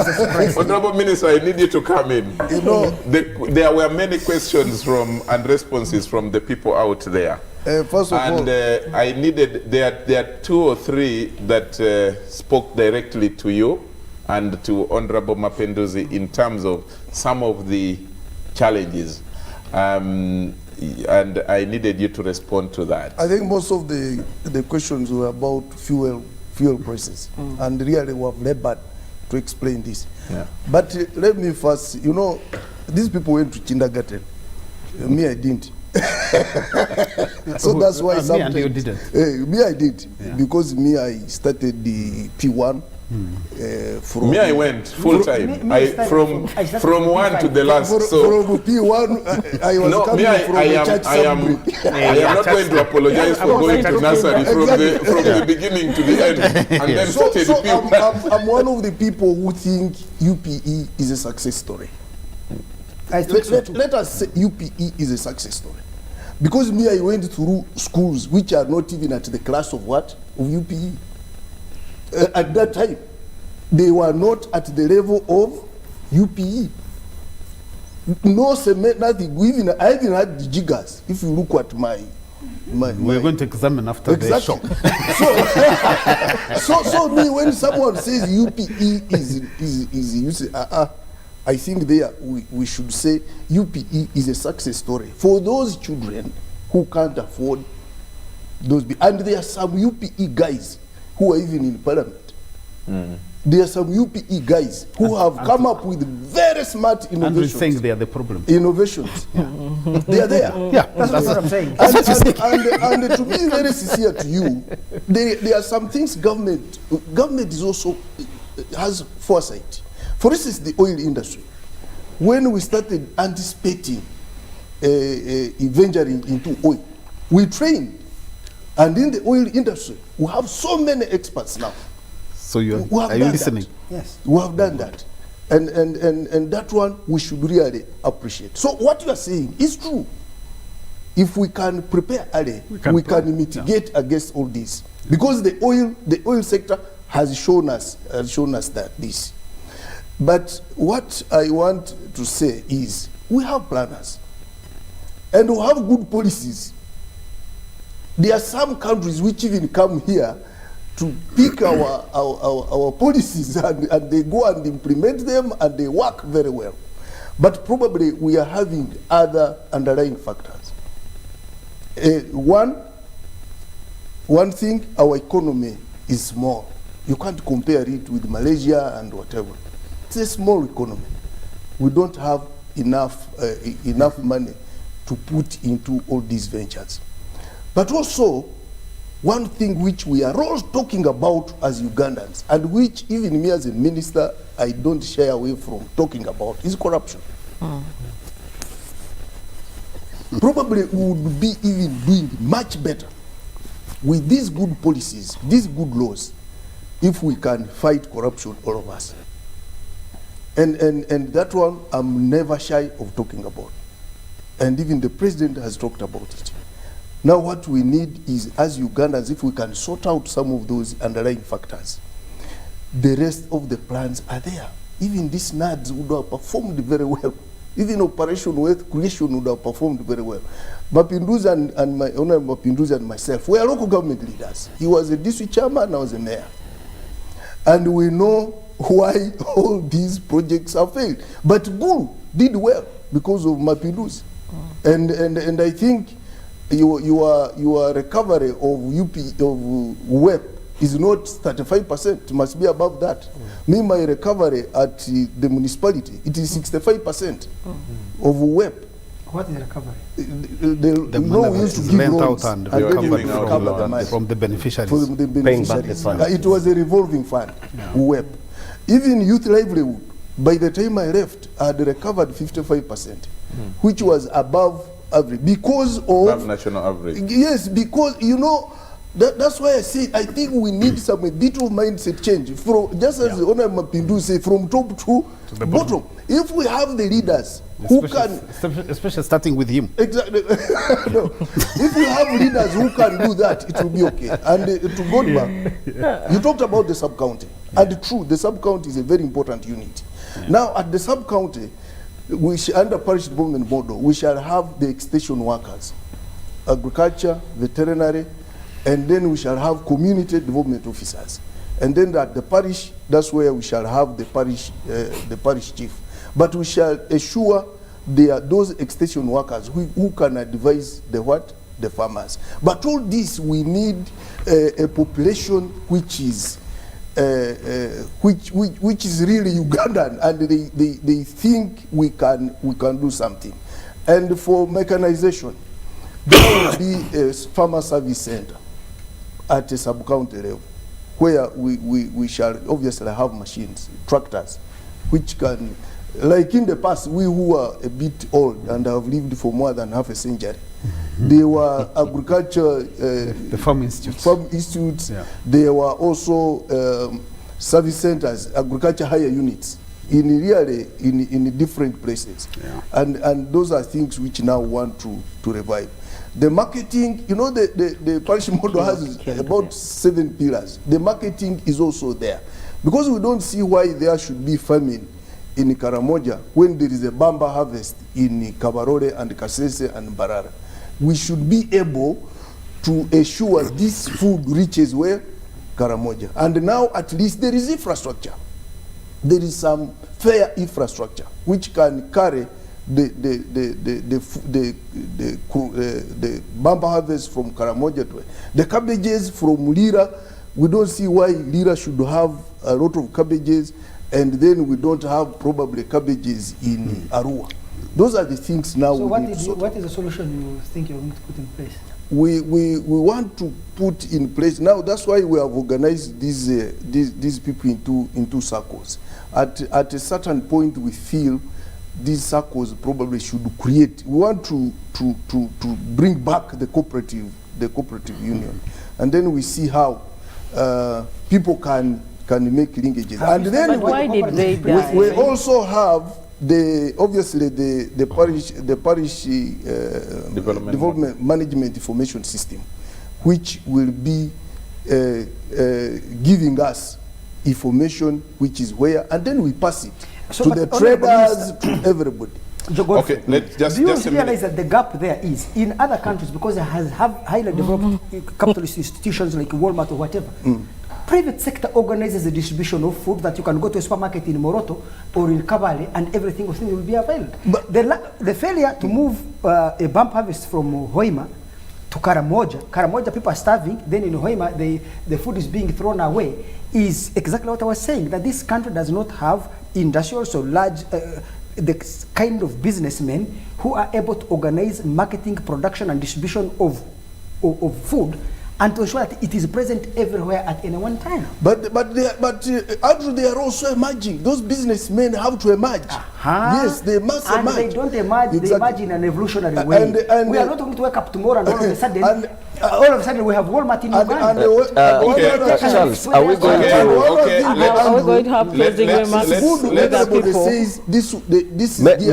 Maybe we need to... Honorable Minister, let me bring in, there are two issues that comments that came from one from Ben Kankara. a PhD student at Chambogo, introduces himself and says, Charles, a policy is what government chooses to do or not to do. It's unfortunate that this government always chooses what not to do. That, for example, Mwenda is arguing that choosing to do nothing. No, that what Mwenda is arguing, that we can choose to do nothing, is a narrow and uninformed view. Government has a social contract to deliver services to its citizens. And then someone from Tungamo says, the reason why people are not paying back the money given to them is because they were given money when they postured as NRM. And after getting the money, they take it to be a reward for the support they give to the party. This is, Godby, I think this must be your student. This is can I just come in? I agree with this second guy, the guy with the PhD, I disagree with him. Can I just come in? The guy with the PhD has no conception of capacity. Yes, government may have an obligation to provide healthcare. It may not have capacity to do so. But Andrew also said that it's okay to disagree. That it's okay to have different views. It's okay to have different opinions. Well, we are now left with under 10 minutes. I'm going to give each of you I'm going to give each of you 1.5 minutes based on the discussion we have had. My thinking is different. You give the rest of the three maybe 30 seconds. Okay, let me start. Let me start. You should give Andrew any more time. You know, you can allocate your ministry. Solutions. We should end with solutions. Thank you. You know, Charles, I like the spirit of the discussion, and it's also good to have Andrew. I think he thinks too much, which is very good. So, yes, he's a great thinker, and sometimes, so I appreciate, that's why I give a lot of time to listen. But what I wanted to say is, just like one viewer sent a message, and he specifically talked about the parish development model. He said, there was a commitment to send money this financial year. Yes. And his question is that after promising to send money this financial year, we are now in May, and the money has not yet hit the accounts of the parishes. And so his question is, when is this going to come? We are 1 month left to the end of the financial year. Now, such questions are very important because that depicts the level of commitment and the level of seriousness we put on implementing the things we want to implement. Now, that's where we go wrong. That's where government goes wrong. Because if, one of our biggest problems, and that is partly why many programs fail, when we make a commitment to the citizens, we have to stick by that. When the citizens are mentally prepared that by this period, money will be released for these particular activities, we need to stick by that. It is only in Uganda where we promise something and we don't want to implement it. Yeah. And because we come late to implement, we fail the intention. So that's where we need to start from. How do we begin to take ourselves a lot more seriously? How do we pursue what we want to achieve from start to the last point with the level of seriousness it needs? So when this viewer sends a message, partly it's a demonstration of frustration. And then you expect this viewer and the rest of Ugandans to take this new program seriously when the implementers are actually failing it from the start. That's where we have the problem. The other thing that we need to be honest about is when we say we are poor at planning level, we need to admit, and I think it should be purely to help us improve. Of course, we are not going to borrow the services of another country. This is our country. We have to be proud of.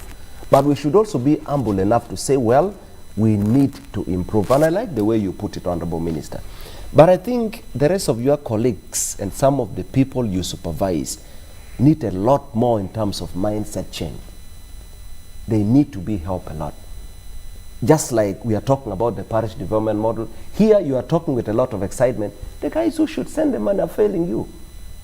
So what is happening at Ministry of Finance?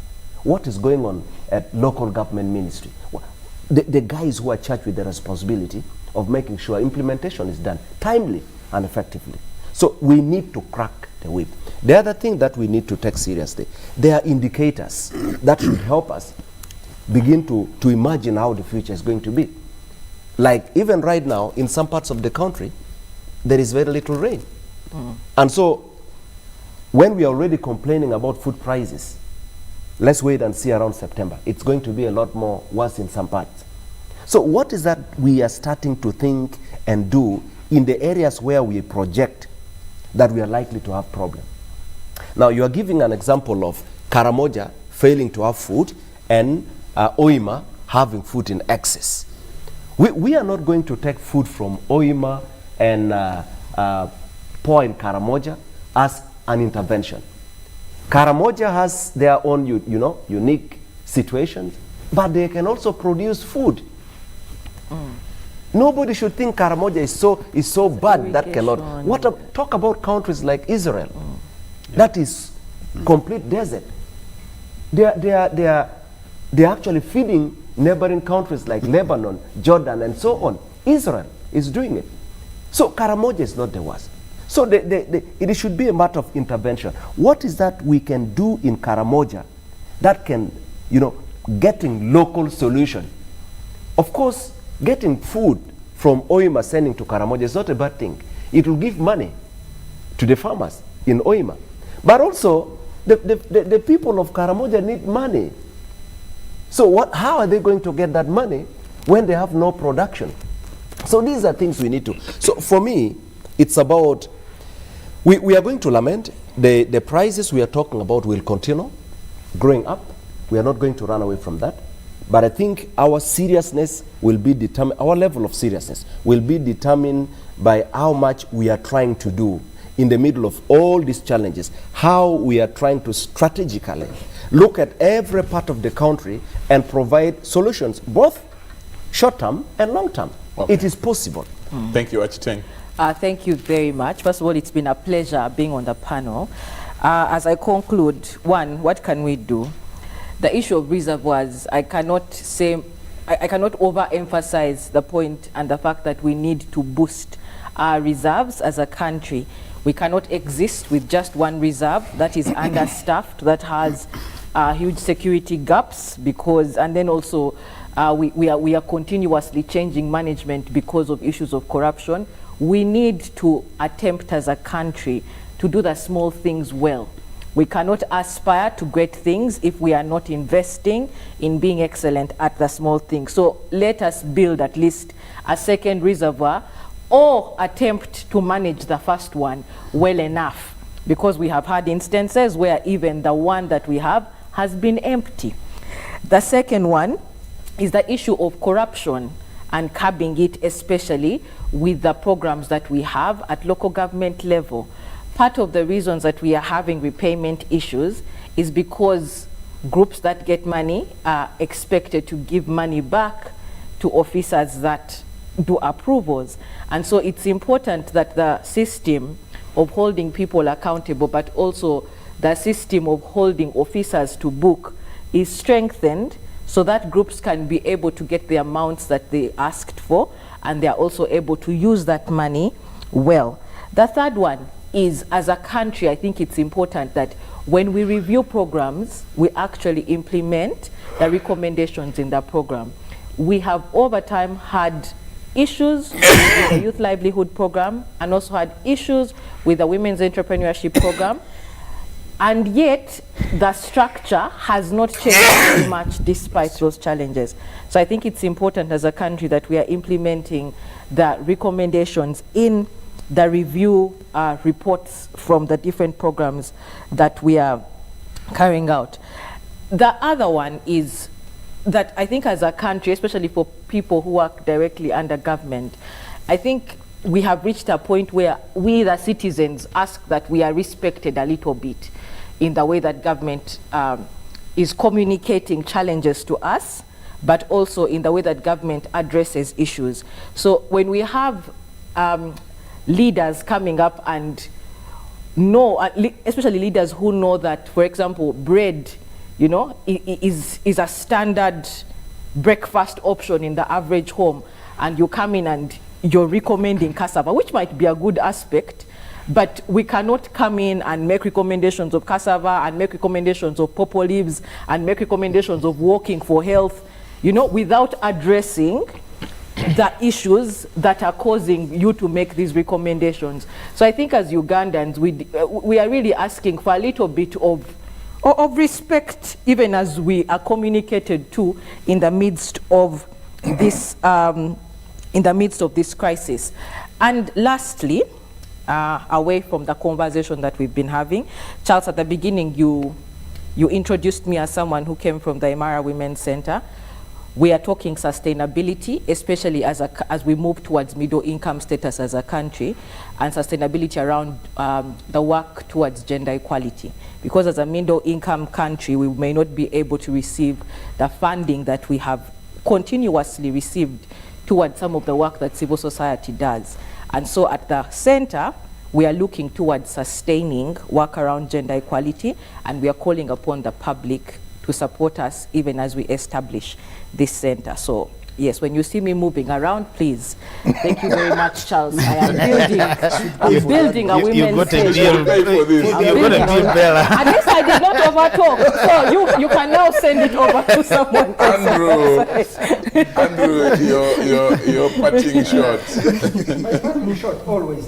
You know, when I listen to African intellectuals, I get depressed. So we keep talking to what government can do, what government to do. It really depresses me. At his inaugural speech, during his inaugural speech, Kennedy said, ask not what your country can do for you, ask what will do for your country. You know, when you listen to Africans, we have a highly cultivated sense of our entitlement to the state. We have no corresponding sense of obligation to the state.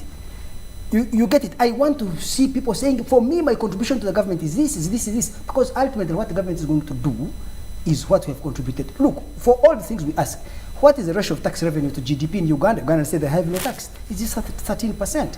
Norway is 47%. So of the total income Uganda generates, only 13% is collected as tax revenue. In Norway, it's 47%. Then they can afford to pay for so many things. So I think that policy issue. Mopinduzi here started this discussion at the beginning very well to say, what is my personal responsibility to my country? If there is no food, everybody wants to blame the government. What did you do as an individual at your home? If there is no this, people want to say government has not helped. The government becomes a nanny, Santa Claus, or Father Christmas to help everybody. I'm against that kind of nanny state. Santa Claus state. Ultimately, what the state can do is a product of what we can do. If Godba can do things for himself, in the village he can go organize his own community. He can even organize them to do a small road without having to wait for government. They can, because Ugandans do great things, let me tell you. Just go, we organize wedding meetings. I've never had anyone has stolen money from a wedding meeting. But weddings go on. Funerals, they are successful. You get it. But when it comes to economic things, especially those that are welfare to them, Ugandans don't want to do them. It means we pay attention to certain emotive issues of culture, weddings and funerals. We don't pay attention to things that are important to us for our schools. In your community, can you go, in Rwanda they have Muganda, can you go and clean your community? The other day we saw in Russia there was a football match, the Japanese were defeated. Then the fans went and cleaned the entire stadium and left and handed it to the Russians very clean. You get it? That kind of attitude. You are saying that should be created by the state of Uganda because how are we brought up in the home? What are we taught in the church, in the school, in the neighborhood? The uncles and aunties who visit us and what are the ideas they teach us? And if we as Africans want to begin evaluating ourselves and what should be our contribution to the state and our contribution to our communities and always sit there waiting for government, I can tell you, government will not do for us anything. That's all I have to say. Godba, cutting shots. Yeah. Godba is always waiting for government. He wants the government to give him ideas. No, I find Andrew quite depressing. Because you see, maybe we are living in two different worlds. Yeah? Sure. I think so. Because you see, when Andrew says, what can you do for for government. You know, for your country. What can you do for your country? So I look at myself. I look at the work I do in the community, the neighborhood that I organize and support. Over the last 10 years, I have organized my community within about 36 households. All of them have been able to educate their children. Those who have been able to go to university have gone. And my mission was, our people should not sell their small assets to educate children, because I know they are not assured of jobs. So let me invest. And they are done. I look at the number of children I look after, paying school fees. And I know, because I meet with friends, almost each one of us is carrying a huge burden of looking after people. I know the number of people whom I have to carry from Ntungamo to come to Kampala for treatment, because I don't trust the health services being provided at Itojo Hospital. Now, can I go and run Itojo Hospital? I can't. So the only thing I can do is to say, if my mother is sick or my father is sick or my relative, I say, let me bring them and treat them. So when you talk about what can you do for your country, I feel like you are not living our experience, because me, I live it, I feel it. And then of course you are subjected to this heavy tax burden that you have to pay the tax. So let's be realistic that the Ugandans I interact with, Andrew, are living a very, very difficult experience because they have to navigate the broken service delivery system that is half functional. Secondly, why is it half functional? No, because you see but this is your last message. Okay, yeah. Secondly, my last point. Allow him to explain why my last point would be my last point is that I still believe, ladies and gentlemen, yes, that society is led. The explanation that we are a reflection of our society and therefore we should remain how we are is neither here nor there. Society is led. I know across this country there are communities that have transformed because there is a clergy leader who comes up and offers leadership to a particular community. So they are at the level of Singapore? No, wait a moment. So they are, I'm saying at the micro level. So if a clergy leader, but have they lived? Let me finish. We are past time. If at the community level, a lady or gentleman can rise and offer leadership to a community, I expect a chairman LC5 to offer leadership to a district. I expect a president to be able to be smart enough to put together a team of people, of ministers, of people he appoints to be able to provide leadership to a country. So in that sense, idea, invite me with but I will show him that this country has actually achieved so much over the last so many years, over the last 35 years. So what a community leader has achieved there in his village has been achieved at the national level. Honorable Minister, your last word. I think so you should not complain. This country was a collapsed state. Andrew, this was a collapsed state. Andrew, please, let's have order. The question was, when is the money hitting the accounts?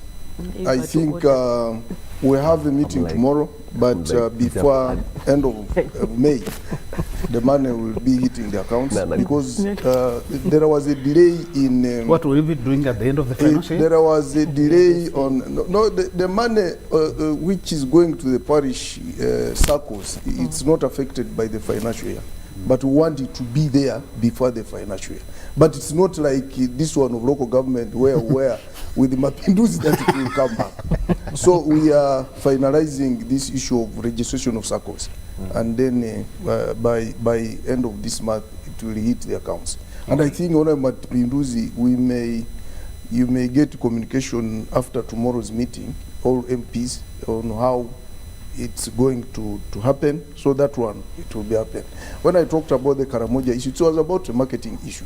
If Karamoja can give us milk, then we... It was an example. It was an example. Just and I I would also like to beg the population, let us adjust our expenditure patterns. You know, when the president talked about cassava, it has become a big issue on social media, mainly we who speak for government. But I mean, he was trying to say, let us adjust our expenditure pattern.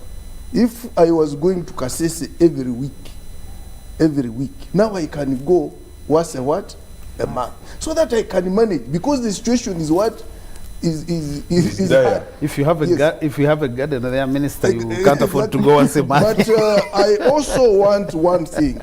We are all change agents here. We are the people who can change this society. And I want all of us here. I want Andrew to listen carefully. All of us here to go back to the community and we become change agents. God is always waiting for the government. I think that is the most important thing, because we shouldn't think government will perform miracles. Let us all be change agents. Honorable Mapinduzi has told you, I have a farm. Let him teach people that you can grow cabbages, you can grow beans, you can grow maize. Even you, Mama, go to the village and go and tell people, you go and demonstrate, you yourself. You can even demonstrate on 1 acre and it performs miracles. There are some people you meet, the gardens are so disorganized, but if they organize them, they can produce and get money. They are lacking people who say role models. So we who have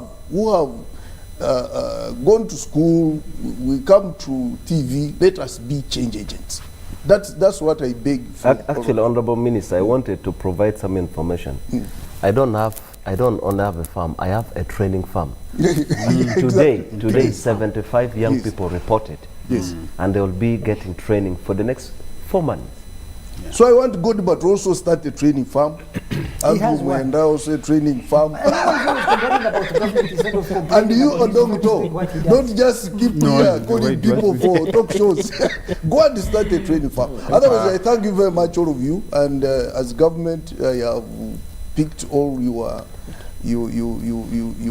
issues. And that's what we do. Thank you. Isabella, thank you very much. Government has had. Thank you very much, Honorable Minister. We are now winding up. One is that's a good one.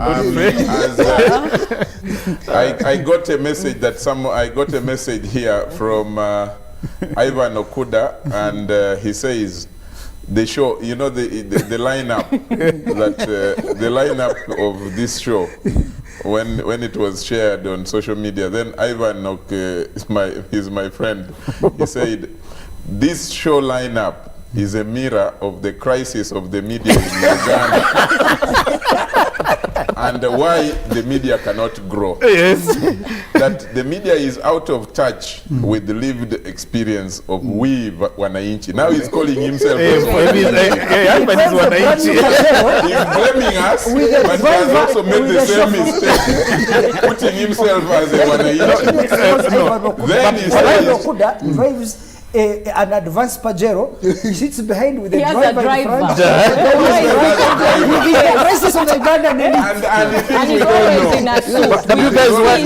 You guys, why are you saying Wananchi should not drive Pajeros? And I know that he is also a lawyer.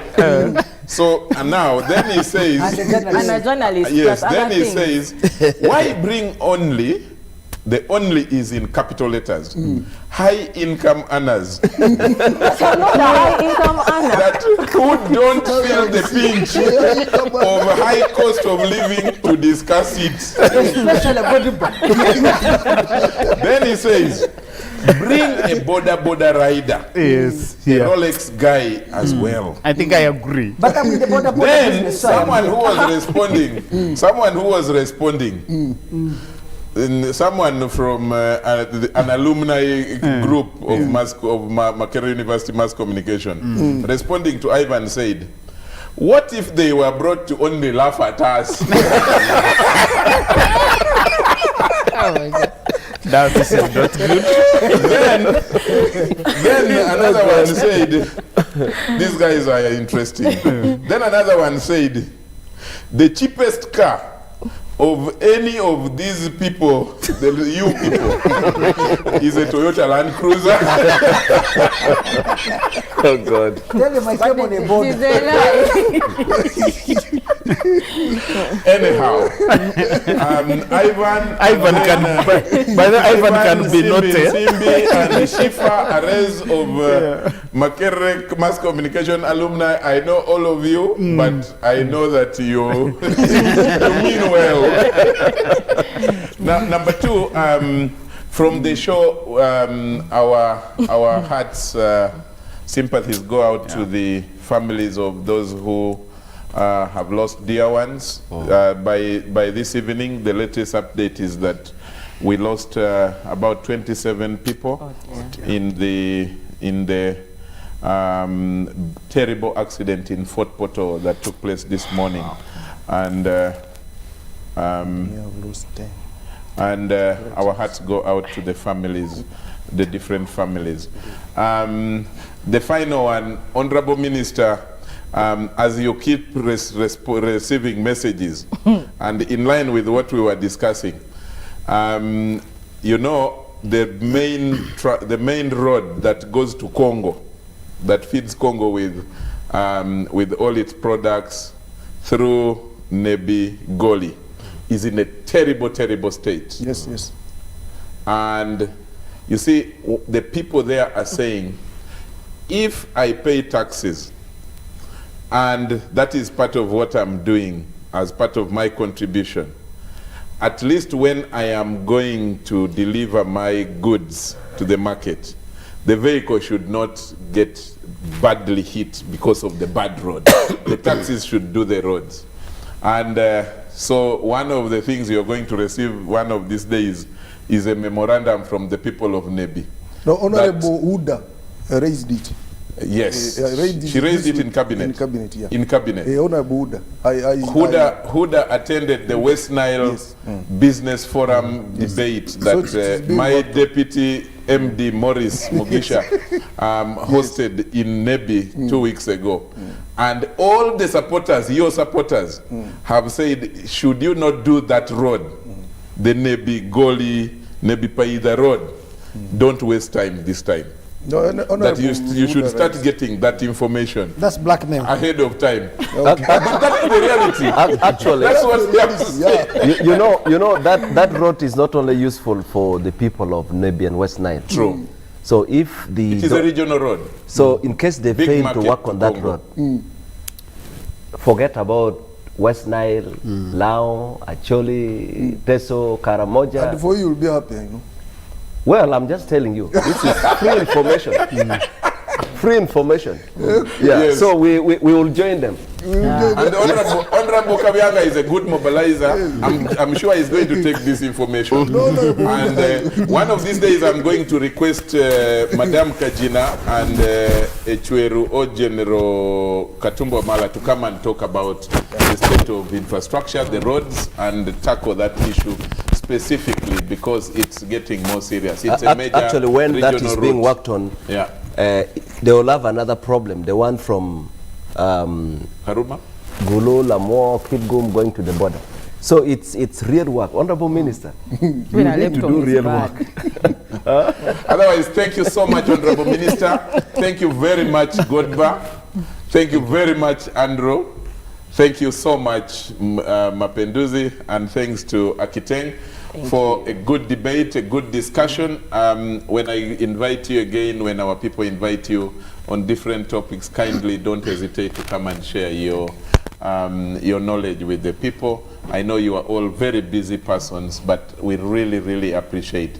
From the entire team here, we want to say thank you, and God bless you. Good night. Bye-bye. Good night. Okay, now we can go.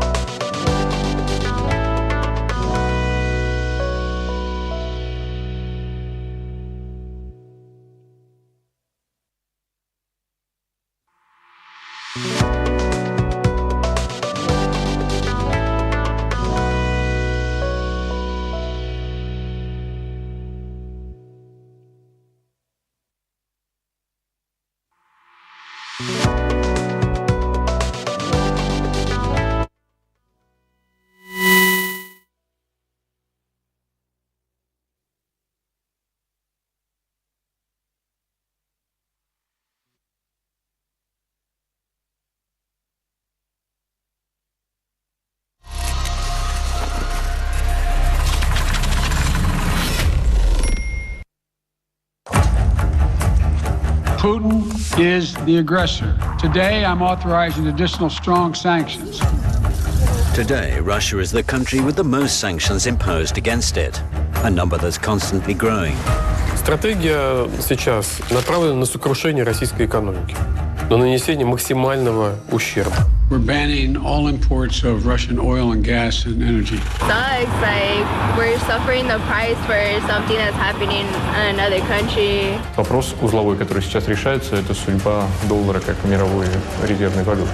Joe Biden, in imposing these sanctions on Russia, has destroyed the American economy. So there's your boomerang effect.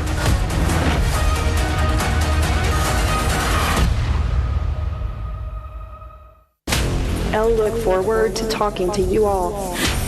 That technology should work for people. A robot must obey the orders given it by human beings except where such orders would conflict with the first law. Show your identification. We should be very careful about artificial intelligence. The point, obviously, is to create trust rather than fear. I would like to